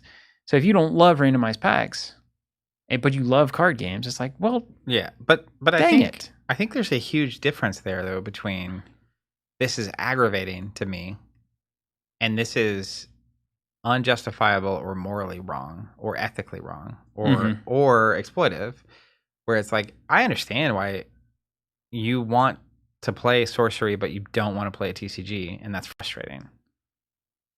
All day long. I can totally understand why someone would be in that position. And I was in a position where at points in my life, it's like you would have had to play on like a super restricted budget, and you maybe like bought a deck and it wasn't good, but you are stuck with it now, and like all the problems. That's what made us the players we are today, though, Zach. That's true. We make our decks and then we stick with them, even though we hate them and they're bad. And they're bad. We love them and they're bad, actually. But I think it's a massive leap to take that angst or frustration and turn it into a energy that creates a case why this is wrong. Well, here's the thing, though. I'll be your huckleberry on that one. Also, Steel Slime. What's he said he's seen a different definition for gambling. I'd be curious to see what the definition is. Here's really it, I think, is that if you are an LCG player fully, let's say if you're an LCG person and you don't want anything that the TCG model offers, you don't want draft or limited, you don't want foils and collectability, you don't want to bother selling your cards, you don't want to bother trading, you don't want to bother cracking packs, all of that, none of it you like, then it is exploitative for you to participate in that thing, because you are having to do a lot of things you don't want to do in order to get the thing that you want. So that's not the publisher's fault, and that's not necessarily wrong, but you are having to jump through a bunch of hoops that you don't get any enjoyment, fun, etc. out of to do the thing that you actually want to do. And that could feel exploitative. And that's not true for me. But I don't think that it is exploitative. No, I don't think it's like a moral and ethical failing, whatever. And one day I'll define morality versus ethics, and it will fail because it always does. But there's the feeling of being exploited, and then there are things that are truly built to be exploitative. And like I would have the feeling that I'm being exploited. I felt that way before, right? Whenever it's like, I mean, you're at a baseball game and the hot dogs are $10. Yeah, dude. I feel that way when I got to put my phone number in a freaking random form. It's like, I don't want you to call me. I don't want you to put my name on a list. By the way, we don't do any of that on our website. We don't talk to any third parties. No selling of lists. Well, we do talk to third parties, but they're all listed in the terms, and also they don't sell your information. And we don't give them your information like that. But yeah, there's all sorts of those kinds of things. When you buy the $15 hot dog, you're like, I hate this, but I don't have another option. If I could buy the $5 hot dog, I would send that market signal so hard, you wouldn't believe it. I would be all over that. I would take a lower quality hot dog. You could use more lips if you wanted to. As long as you grind it up real good, you put a lot of mustard on it, I will send that $5 signal every time. But if you're not giving me the opportunity, I think that's the LCG frustration. I don't even have the opportunity to send the signal that I don't want the collectibility and the booster packs and the limited formats and all of that. And whenever I say I don't like the TCG model and I feel exploited by it and I feel like it is wrong, everybody comes back to me with all the things they love about it. And it's like, I could see the frustration there, right? Well, and I think if we use the hot dog baseball game analogy, like or movie theater is the same sort of way. Like there's layers to this, because in a baseball game, I pay to come in an event. I can't bring in outside food. I don't have an option. It's called captive pricing, yeah. With a TCG, if you depending on how you want to look at what a TCG is, let's call it a form of entertainment. You have endless options. You can play video games. There are non-collectible expandable card games. There are board games. There are dead games that you can collect and then have a fixed set. You can do cubes. And yes, you can make the argument maybe no one else plays that game, or it's hard to find people to do this and that and the other. But at the end of the day, like another reason, coming back to the earlier, more people wanted TCGs, part of it is that the fundamental economics of the whole thing makes more sense. If you want 10 to 20 people to play with and a space to play with them at somewhere, like LCGs, as we've outlined a lot historically on our channel, have a much harder time providing for that. So I come back to that to say a baseball game is a captive audience or a movie theater, but no one's forcing you to play that card game. Mm-hmm. Now, that said, pragmatic side, if these, let's say Magic's the only game, no other game exists. So if you want to play a card game, you have to play Magic. I'm willing to go as far as to say it could feel exploitative, that it's a TCG and you don't want any part of it, but the only way for you to play a card game and hang out with your friends is you have to partake in this thing. Mm-hmm. And it could feel that way. But even still then, I don't feel like that's exploitative, because what we're essentially saying is that the one model of game that's seemingly in any way, shape, or form sustainable and profitable for people wanting to make a card game has been the TCG form factor.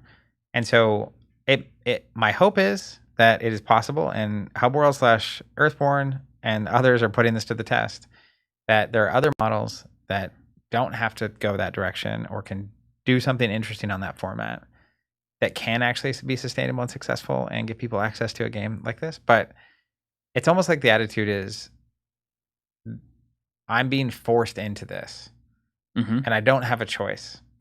And that might be true, but you also, on the company level, you might not have a choice because there is no other way to make it and do it that way, or to have this kind of thing that you are after. And so, like, it might be that to have stake, as an example, only way to do it is to charge $500 a plate.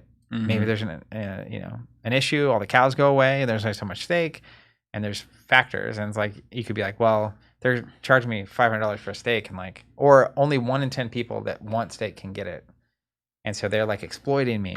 Like, I show up, and now what am I going to do? Leave and go somewhere else to eat? I'm going to just eat a hamburger, I guess. Mm-hmm. But it might be that there's like an environment such that is just what it's the only way it can function. It can happen, and so like you can't have your cake and eat it too, basically, which is like, give me a full TCG experience and give it to me. And I felt this way early on with LCGs. Once Destiny came out, we had this for the local community where it's like, you want a TCG experience on an LCG budget. And I'm not saying that's what is being proffered here by anyone in particular, but I think it's worth being careful not to be asking for a TCG experience on an LCG budget, if that makes sense. Well, what is fascinating about that argument is that it's basically saying the TCG can extract $400 per player, whereas the LCG model extracts $50. And that's interesting. Extract is a strong word. Yeah, but like that money that is used to support the environment, support the local source, that money is coming from people. Yeah, but that's where it's like, if there was a sorcery playset for $100, or you could buy the 3 booster boxes that you bought, that is basically, it's like $400 something. And you, not gambling, not even a collector in a grand sense, were willing to spend $400 something on that amount of sorcery. You also would have been willing to spend $100 on a playset. Yeah, I would never buy a booster box again. Yeah, but I would go play in some sealed events probably. And I think there's something interesting there, right? Where like you might. The question is, could you offer both and actually still maintain collectability and interest, and also not exploit people into that method if they don't want to be into it? I think that's the big question, right? Yeah. Is like, do you have, because doesn't that really puts it to the test, where it's like, give people the same game with both options and say, which option do people actually want? Because right now you are forcing people who just want the cards to build their decks and play the game to participate in the rest of it.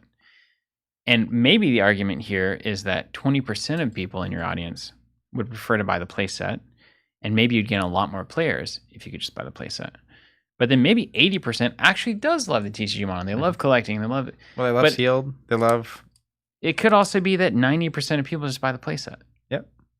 Well, and part of the problem is that if you're an indie publisher willing to try a bold, crazy idea like this, I know a few. Yeah, that now you're essentially asking, it is so hard to make these games. It is so difficult to get enough backing in any of these formats to actually do a print run of anything. And so if you had play sets and booster boxes available at the same time, you're essentially doing double the effort, worth, risk, etc. And you might be doing it to essentially cut the legs completely out of the box, the booster box collectability thing. So it would be an insane experiment to run. And we've seen like Gudnak dipped into this. Started out non-collectible, expandable once a year-ish, and then added a booster box. Aesthetics, basically. Remains to be seen. But that is a big ask to make to do both, where it's like, are you really willing to bet on a print run of a booster box when people can buy the playset? How much does it actually impact it? And not even just like general, if true, it cuts the legs out, then actually people just wanted the non-collectible version. But there's an element of, there are people that collect things that are not rare. But there's a collectability element that gets cut out from under, where it's like, it may not be that there's more people that wanted the non-collectible, but the people that wanted the collectible don't want to touch it if you can just buy a playset. And so they just disappear completely. So there's a lot of risk in terms of doing both of these options out of the gate. And how does that look? And like, you're going to have to communicate so much with the market in terms of what this is. And what how you can do it. That is a thing to digest. It's already difficult for TCG players to try to explain the non-collectible, even like Hub World, because we don't have a word for it yet. It's not quite an LCG, but it's twice a year draft cubes that are full play sets that you can do constructed with. And there's going to be rotation after every four, there's like 4 sets legal at a time. It's like, if I instead said, oh, it's the Hub World TCG, like, done. 99% of retailers and players across the world know. It's like, okay, probably 2 to 5 sets a year. There's going to be booster boxes and packs, and you can do sealed and draft, and there's constructed, and there's going to be tournaments, and I can get prize packs and off to the races. 3 booster packs to the winner. So like, there's anytime you're doing something innovative, you insert a challenge up front on just communicating what this thing is. And we've run into this like with Fulfilled. Like, there's so many assumptions being made about it because of what I would consider traditional distribution and the way that works, that just aren't true. And so similarly, there's challenges there. But it's also fascinating that you think about, like, this is kind of the market at work, if you will. But for that to be true, the grand innovation would have to then like be a financial winner against the TCG model, which is kind of weird. So you'd have to be wagering that there's enough people that want this that it would actually be more profitable to do this instead of TCGs. Well, or at least, or unless it's just a purely ethical stance of just like, I'm going to make less money just because I think this is the way it should be. But like, normally when you disrupt something that is a long-standing established thing, you're doing it because you think this other way of doing it is going to be more successful. Well, and there's a couple layers to that are worth saying. One is, for the market to function properly in like a capitalistic system, there has to be competition. And so when you're Wizards of the Coast, like, you're so far ahead of anybody trying to do anything. You have so much momentum, and because it's a product or game, it's because it's a product that is like a fax machine that's only valuable if other people are using the same thing. It's so hard to beat incumbents. And not only is there Magic, Pokemon, Yu-Gi-Oh, but now you have the next layer of Fab and One Pieces and Riftbounds and Sorceries, and you go down the list, and it's just like, it's crazy. And you have another layer, which is all the indies, and there's so many of them. It's crazy. But the other piece would be, if you're an indie, you have a lot less to risk. You don't have shareholders that are, you don't have quarterly reports. But also, if you're asking yourself, how do I position, not in this market to beat Magic or Pokemon or Yu-Gi-Oh or be the most financially successful game of all time, but how do you actually position yourself right now to appeal to enough people that they're willing to choose you over those options, and maybe risk not having as many people to play with locally, and maybe risk not being able to pull a $10,000 card, or have things that if you wanted to get out, you could sell them easily, because you can always get rid of your Magic cards and you can always get rid of your Pokemon cards. And that is where it gets interesting, because it's actually not about how do you beat Magic at Magic's game, but it's like, how do you offer something different? I think like a TCG offering play sets would be really appealing to anyone who doesn't want to play the TCG game, Right. but you don't lose out on booster packs that you can use as prizes and people that want to do sealed and draft, etc. I think it's expensive. I think It's risky. Yeah. Same with Hub World, where it's like, well, no collectability at all. I think there's a lot of people that don't want that. Now, Hub World is never going to even come close to Magic. Of course. Right? You could have 1 million. So, I mean, you 20 could have, million. Hub World would have to have, if the average is Hub World every 6 months is $100, or Magic is $1,000 every 6 months on average per player, or $500. Let's say 500. Hub World would have to have 5 times as many players as Magic to make the same amount of money. Yeah. So that would be hundreds of millions of players. Yeah. Which is just like preposterous go out to the galaxy for the size of the industry, right? So anyways, but do I think that Hub World could have enough people doing it that it's successful and sustainable and it offers something very different than Magic? Absolutely. The question is making it non-collectible going to be more successful than making it a TCG? I think that's the thing, especially at the indie level, is like at a certain point there's so much market saturation of TCGs and vying for that you do see that the switch to the LCG model makes more sense again, because it is like the only differentiating factor that is now tapping into this giant player base that is not currently being served. And yes, they spend less, but there's more of them than trying to get Johnny over here to buy his 18th TCG. And at a certain point that does flip. Yeah. And also the quality of the game, the quality of the art, these things also apparently matter. I think that for Hub World specifically, they would have been more financially successful as a TCG. Okay. Period. I think that's a high ground choice that I love to serve a product in a specific kind of way. And their ethos and mission about sustainability and waste, like none of the chaff, etc. It makes sense. I think it is the perfect way for them to move forward. But I think for a lot of games, and this is the balance, I think for a lot of games, it may be more beneficial for them, even on a financial sense, to not do collectible. But at the same time, I know in that reality, the number of people you need buying your thing when you're doing non-collectible to be sustainable is a lot higher. Because again, if you're getting $500 in revenue from one player versus 100, you need a lot more people. Yeah. So then the question is being non-collectible going to get you a lot more people? And that's where it, historically speaking, LCGs have not had more people. Now, have more people than a collectible game, but have more people. You can't know. Would they have had more people? We've never had the other way? one-to-one. Yeah. But at the end of the day, like I'm surprised at how accessible the LCGs were, and that it didn't actually lead to significantly more players than, like, it's not 1-to-1. So if it's 5 times the money from a collectible, you don't get 5 times the players' interest. I don't feel like that's true. But it is kind of interesting that the Game of Thrones CCG was basically going under, and then they flipped to LCG, and they saw enough success that went on for quite a while, and they did a second edition. So it may I think it was true that there were more people playing the Game of Thrones LCG than there ever were playing the CCG. I think that's definitely true, and I think there are moments where that's completely true, and with things have changed too. Like there's a lot more manufacturing options for collectible at this point. But I remember back then, like just doing fixed. It's a lot less expensive to print fixed than collated, randomized print runs, etc. And the minimum order quantities are lower. So those are two really key factors in that. But yeah.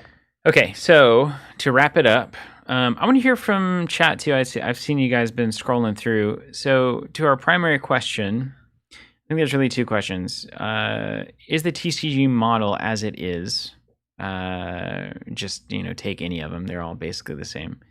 Is that gambling? Like when you engage with that, when you open a booster pack, are you gambling? No matter your intention, no matter the circumstances, no matter your brain space going in, no matter whether it's your first and only booster pack or your 20,000 booster pack, where is the line on that? And then second, is adding the ability to hit things of differing values for the same monetary entry cost exploitative. If at any point, and that's kind of the problem, like if at any point I get something better than what I expected, does that necessarily mean I'm now pursuing the better thing when I enter the contest? Someone in chat earlier, they were kind of discussing this, but essentially the difference between intent and expectation being relevant to this as well. Where like, what's my intended goal buying a booster pack, right? Versus what am I expecting to be true? My expectation at the casino is that I lose all my money every time. So like, I don't even know how much I'm actually gambling in that sense. It just doesn't feel. It's true. It's almost not even a wager at that point because it's like it's an entry fee. Yeah. Now, when you're playing poker against other humans, it's a little different. I don't necessarily go in expecting to lose. But when I go in, if we were winning into slot machines right now, I'm expecting to not walk away with more money than I started with. But if you suddenly, like if I do, like that one time in, what was it, Reno or it was in Vegas at the Sorcery event. I rolled into the pony machine and Princess Ponies or whatever.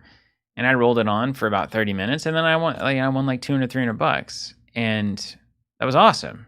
And I took the money. I felt great. And it was fun to see all the horses fly across the screen. And then like the little princess face comes up and she's like, whoa, bonus spins. You're my hero. And then you're like, 50 bonus spins. And you're just watching it spin. And you're like, oh my God. That is fun, right? I mean, I think there's clearly we can outline a lot of things that are fun that are not necessarily good for you. But that was super fun. And I walked away with that money. And I was able to walk away. And like, if I had lost all that money, I would have been fine. And winning the money was an exciting surprise. Yeah. And I think that's fine. Like I don't think there's a problem with that. There's not. It's okay if you get a nice surprise sometimes, right? Well, I mean, I think that's it would almost be like if you had a beer and it's like, is it exploitive if they put alcohol in it? Right. And it's like, I mean, it makes you want to drink more of them. Sure. I feel kind of. I feel I don't know.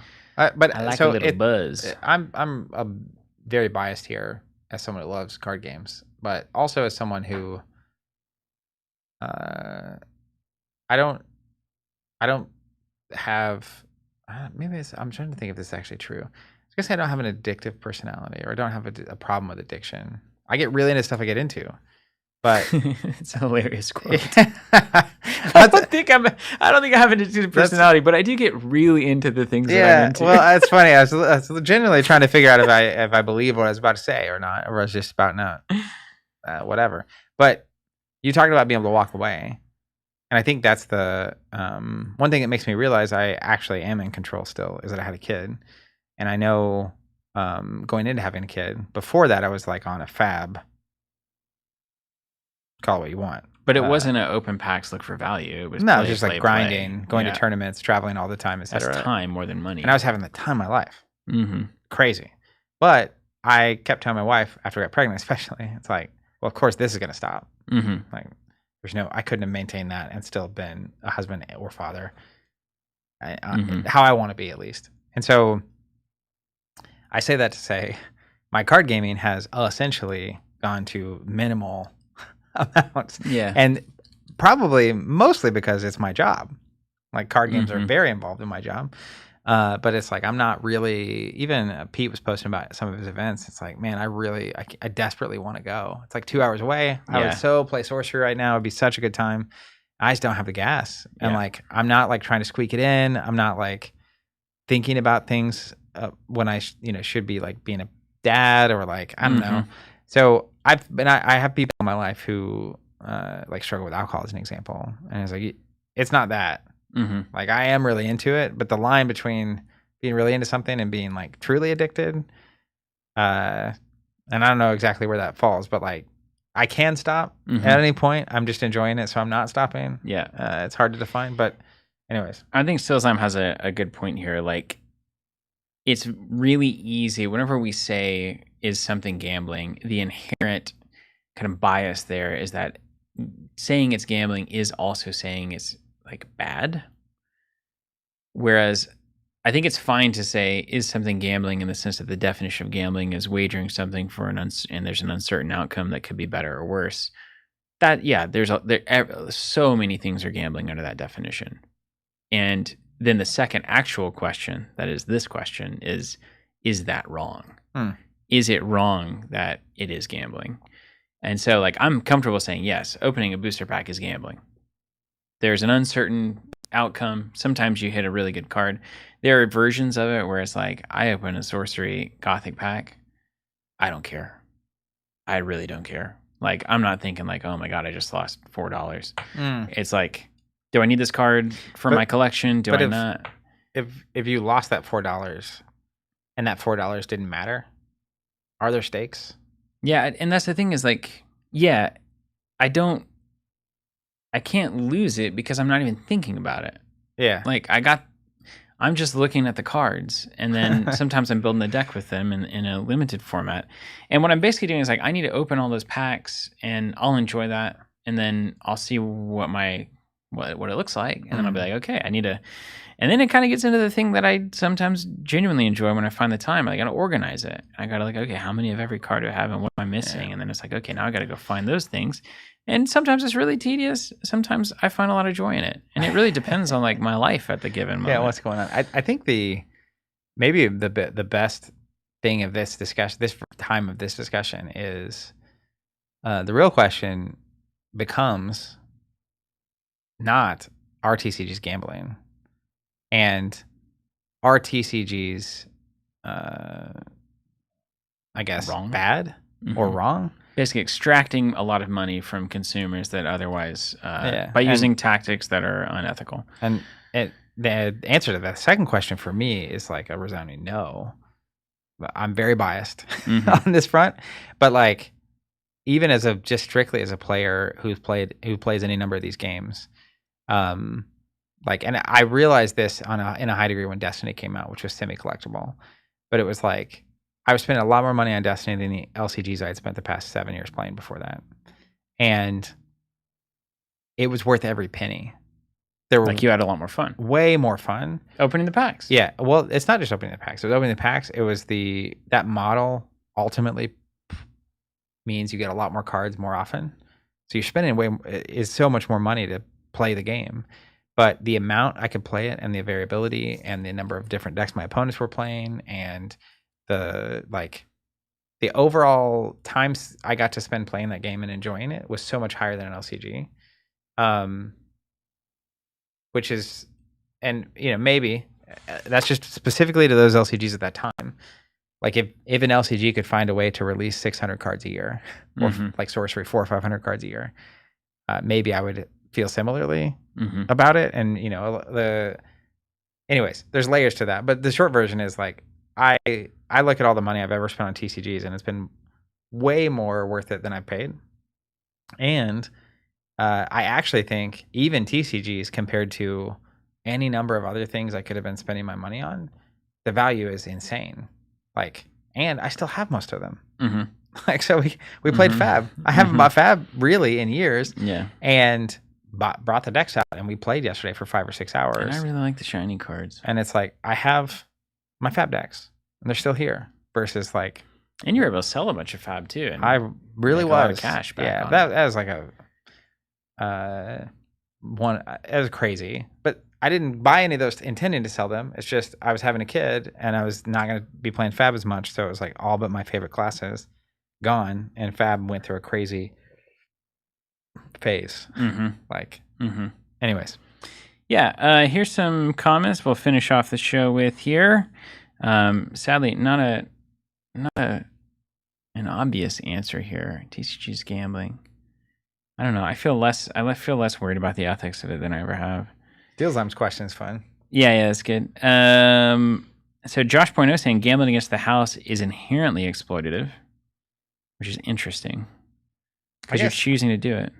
Yeah, it is interesting because you're choosing, and like, I mean, maybe there are people going in that don't know that the house wins. That they're going to lose, yeah. Like a slot machine, statistically, there's like rules on what. Maybe they should put it like on the they do on the cigarette packs. Like, I think it is on the slot machine. Is it probably is? It's probably not making a real habit of making it obvious.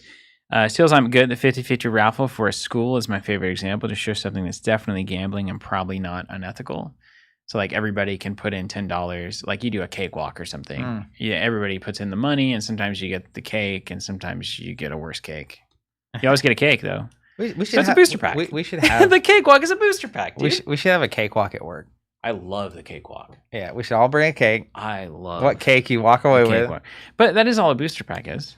Sometimes you get a really expensive cake, and sometimes you always get a really simple cake. But you always get a cake. Yeah. And then you can build your cakes, and you can fight them together. Kirby Freak 29 saying organizing is 65% the fun of playing a TCG. Now, I would expect somebody with that opinion to land on 65% as a precise percentage of what organizing is. Yeah, clearly if you like organizing, TCGs are a good hobby. It is a hobby. Man. It's a way to spend the time. Travis Tron says, unfortunately, not only do I think TCGs are gambling, but currently in the trending world of TCGs, it's popular because of the gambling aspect. I think that has to be inherently true, right? It's the only difference between them and the TCGs. Variability, randomness, and variability. The TCGs? The LCGs and the TCGs. I think there's a lot. I think it all, at the heart of it, it all comes down to it's either a randomized experience or it's a fixed experience. That's the difference. Well, I think there's so many layers. Even the fact that Magic was the first game and became immensely popular, and I think they had a huge first mover advantage, regardless of the format. And because it's a hobby that, especially card games, a huge amount of value is in having other people play it. And so even remove collectability, if they were able to get the number of people playing Magic that they did, it is going to be hard. Yeah, no matter what it is. They became the Kleenex of the industry. Anybody to compete. And they happen to be a TCG model, which then also developed the language around the industry to be this. And that's what retailers understand and distributors understand. And that's what players understand. So and that's what baseball cards understood and football cards understood. Legacy of that. On it goes. So yeah, we can't run the full scientific experiment on this, sadly. Josh Bono says TCGs are not gambling; they are a form of distributing a game. Lottery tickets are a form of distributing money. Contel Martin says we are missing that a big consumer base does not play, so they open to extract value. Not exclusively, though. I would say Contel, not exclusively to. Well, I guess extract value, however you want to think about that. If the experience boils down to cracking packs, what else is there besides the gamble? I go back to your dad collecting baseball cards. Yeah. And it's like I don't know that he's ever gambled on baseball cards as much as he just enjoys putting his cards and his teams together. Dude, he does. And he wants the weird named players, and he doesn't even look up what they are, but when he sees them, he's like, oh, I love that. He's looking for signed cards. And whenever there's a football game on at the house, he puts all of his signed cards that he owns for both teams on the piano bench, lined up against each other. It's so charming. And that's it. And that's the whole hobby. He puts the thing up there. He puts the look, there's the guy. I have the signed card. And then when one of his, he calls them his nephews. So just a little inside baseball on this. He calls them his nephews.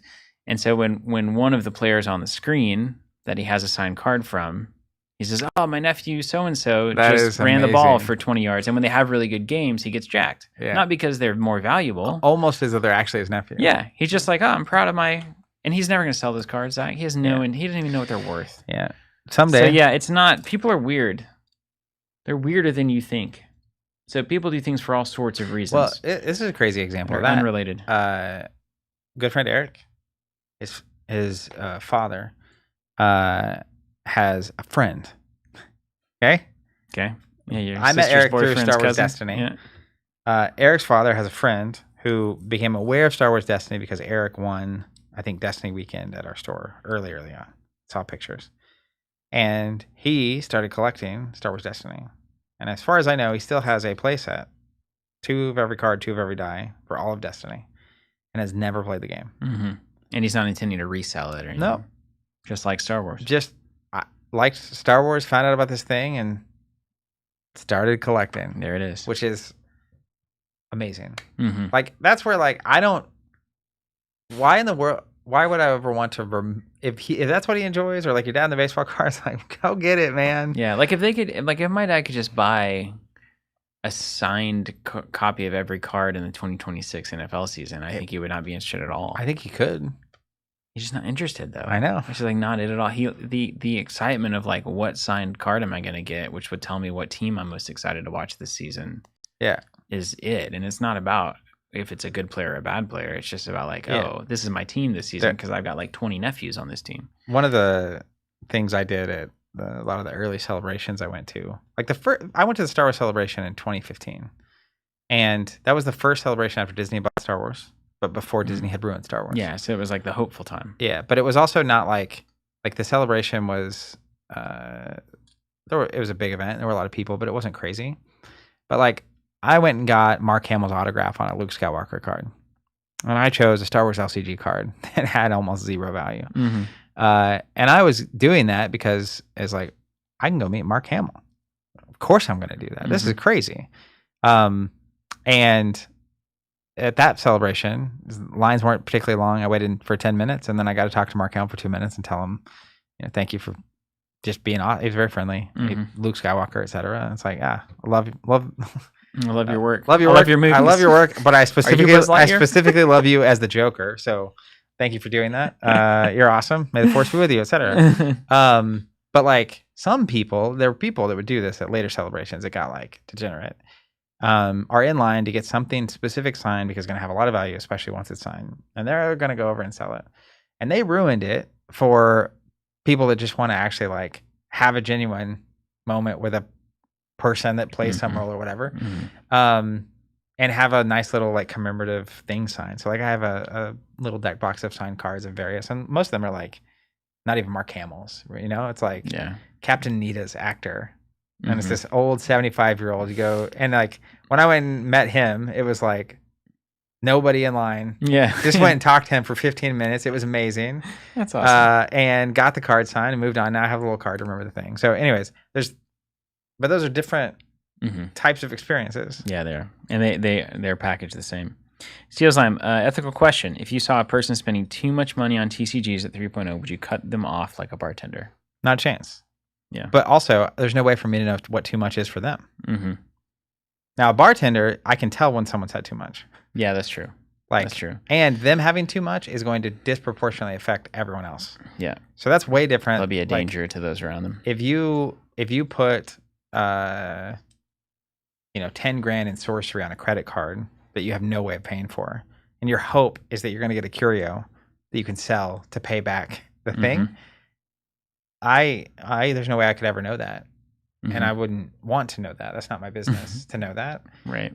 In the same way that right now, if someone could overspend on sorcery on our website, and I'm not going to like ban their account or lock them out because like. Now, I would say that if for any reason somebody is at 3.0 and seemingly come upon hard times, I would ask why and try to help. But like that's irregardless of what they're doing. As far as like financially, I might tell the person where they're like, oh my God, like I'm like broke. And I'd be like, well, stop buying the booster boxes, dude. I would be happy to tell somebody that, but I would not like enforce my will upon them. I also think it would be very different as a person to tell that to someone that you have a relationship with. And sometimes you do have a relationship with people. That's the beautiful thing about those spaces. Versus policy. Right. Yeah. It's kind of an interesting question for sure. It's kind of like once you open that box, that gets pretty weird. Or maybe I'm just wrong. Arena. We're open to that. Industry discussion channel on Discord. Arena owner 361. TCGs are gambling, and just because you can win more likely than going to the casino doesn't make it highly unethical, and it should be regulated. So TCGs should be regulated. Paul R256 says TCGs always make more. The question is how you add the potential for reselling for money to an LCG game. Gudnak is very interesting. Eidolon selling quarterly alt art or foils would be interesting. Josh Pono, the majority of people that crack packs do not trade or sell. The value is in the act of opening and enjoying their favorite Pokemon. Oh, there's it there. Jim saying, I don't think you can compare selling cards to selling alcohol. It's not the money part that gets you cut off at the bar. Now, that's true. Yeah, that is true. Bobby Reichel says it's inherently exploitative because the odds don't match the payout, which is kind of interesting, especially because the value of cards is not known when they're going in a lot of the time. Well, that's the, like a publisher. I mean, you can print a card and make it rare, but as far as I know, as an example, a classic example, Charizard from base set of Pokemon was not more rare than any other foil. It's just that everyone wanted Charizard. People just happen to like Charizard. Not or 99% of people want a Charizard or whatever it was. Or sometimes like a vastly playable card, or it gets really big in a combo deck and suddenly it's very popular. Yeah, but like it's not like they're printing the card and pricing it. Yeah. Although like when you do the One Ring, like you have an idea that like that's going to be valuable. But that's like extreme. Yeah. But like if you're sorcery putting curios in, even curios into the first set, like you presume these are collectible and people want them, but you have no idea. Like actually, they could be worth nothing. Now for the first set, now you know they're worth something. But that's what I meant. Like the moment you're equating cards to value, like I'm not ever opening a pack seeing numbers. But boy, YouTube is. Yes, and whatnot. Is that what's called whatnot? Yeah, whatnot. Yeah. But I think that is where, if that is what you're doing, Feels gross. it's a different. It feels gross. Yeah. I will say that. I don't know why. Well, I do know why, probably. It's probably in here somewhere. Terrence saying an LCG works if the company is satisfied with the margins they make on the product. Pokemon and Magic are big companies, so they would probably not be satisfied with the margin. Nor would the shareholders. Arena owner says Fab is a very bad example, in my opinion, because they purposefully make the polling experience terrible and are all in on the secondary market. It's kind of interesting. I don't know enough to say anything about that. A Xander B, is that Alex? That is A Xander. Dude, played some Azalea yesterday. Let me tell you, about halfway through game 4, I realized my best cards were all the default generic vanilla attacks. It hurts right in the bones. It was amazing. And then I was read in the ledger. I feel like the long and short of it is, yes, it is gambling, but depending on how you interact with it determines if it's a problem or not. And that's kind of separating gambling from problem is something that we have a hard time doing in the word is just loaded. It's also another take on that that's interesting. And we're long in the tooth on this one. At a certain scale is not gambling, actually. If you buy like 1 billion boxes. So Gothic might be a higher number than this, but like beta of sorcery. There's a number of boxes you can buy. And I think there's like a 99.9% chance that you're going to get a playset. Yeah. In fact, there's a certain number of boxes that I'd be willing to bet 100%. So it's just a really expensive LCG. That's what I'm saying. That's what Destiny was. Like that's where the layers are, where it's like actually like if you were willing to spend, even without saga sets, which is something we offered, which cut out the collectability. If you were willing to spend $1,200 on Destiny, even with no trading and no singles buying, but just boxes, I think you're almost guaranteed to get a playset. So then Hub World just needs to make their sets $1,200. Problem, one option. Problem solved. Yeah. But like, then it actually is like, you're actually only gambling if you're unwilling to spend enough money. There you go. Just like at the casino. Well, just like in life. It's not true at the casino, because you'll always lose no matter how much money you spend. But that is an interesting, when you start actually breaking it down, it's like Sorcery TCG is just a game that once a year you have to spend $3,000 to get a playset. There you go. Easy. Obviously a playset's not required to play. But if you don't like TCGs or Chance, just look at it as a card game that costs $3,000. Just spend the money, man. Which is still less than you spend on Magic. I don't spend that on Magic. XCarbax9999 says you can choose to engage with TCGs as a vehicle for gambling. That's funny, Steel's line. But I think we here can't even conceive of not knowing the rules to a TCG and never playing it. And I think that's true. Most of the people watching this are like, never playing the card game that I'm buying is crazy. I'm here to play it, and I need the cards to play it, so that's why I'm buying them. Yeah, well, I'm pretty sure I was buying Pokemon for a while, not knowing anything about how to play. That's so true. And the Star Wars TCG. Yeah, we tried. That was the game, the trying of the game. Josh Poino, what's that? The lottery is a tax on the poor to give the illusion that they may one day be able to jump more than one standard deviation in socioeconomic class. Well, there it is that. Also, like, occasionally somebody does, right? You win, like, the $1 billion. But isn't there that old statistic where, like, everybody loses their money in the end? Matthew Gump saying, I think the form of collecting you're talking about with your dad is still gambling. You're just not gambling on monetary value. I didn't see it as something inherently bad, though. Yeah, and that's kind of the thing where, like, it becomes a bit of a falsification problem where it's like, so what isn't gambling? Yeah, and that's where the real question becomes, are TCGs as a format of distributing product inherently bad? Yeah. Or even, like, are they likely to be bad for people? Yeah. Okay, and then Joshua, I'll finish with this one. If you're in for the value, it's gambling. if you're playing the game, it's just the same as paying for like soccer boots, dresses, etc. I'm buying cards to play them and boxes to have commons, uncommons, and rares as well. So I've got to go buy the thing to be able to participate. So I buy the thing. Yeah. Not a big deal. Well, we did. That's it, everybody. That was a marathon. But now we can forever not talk about this ever again. Just kidding. We'll be back. Yeah. What are we doing? What's going on? What's our next big move? Are you asking me? Yeah. To be determined. Next week's a big week. Next week's a big week. It's going to be an exciting week, right? I hope so. Surprising week? I'm excited about it. I won't be surprised, but they might. So take a gamble and watch the show. Yeah. Take a chance on next week's stream. Stay tuned podcast. in the Discord, etc. Yeah. It will be as good as you always expect it to be, but it might randomly be better. you never know. And we said it a few times, but definitely check out the industry discussion channel of the Discord if you have thoughts on anything we said today. You can also leave a comment on YouTube after this is over, and we will see those. Thanks so much for watching, everybody. We'll keep trying to make sense of things. Take care, and we'll see you next time.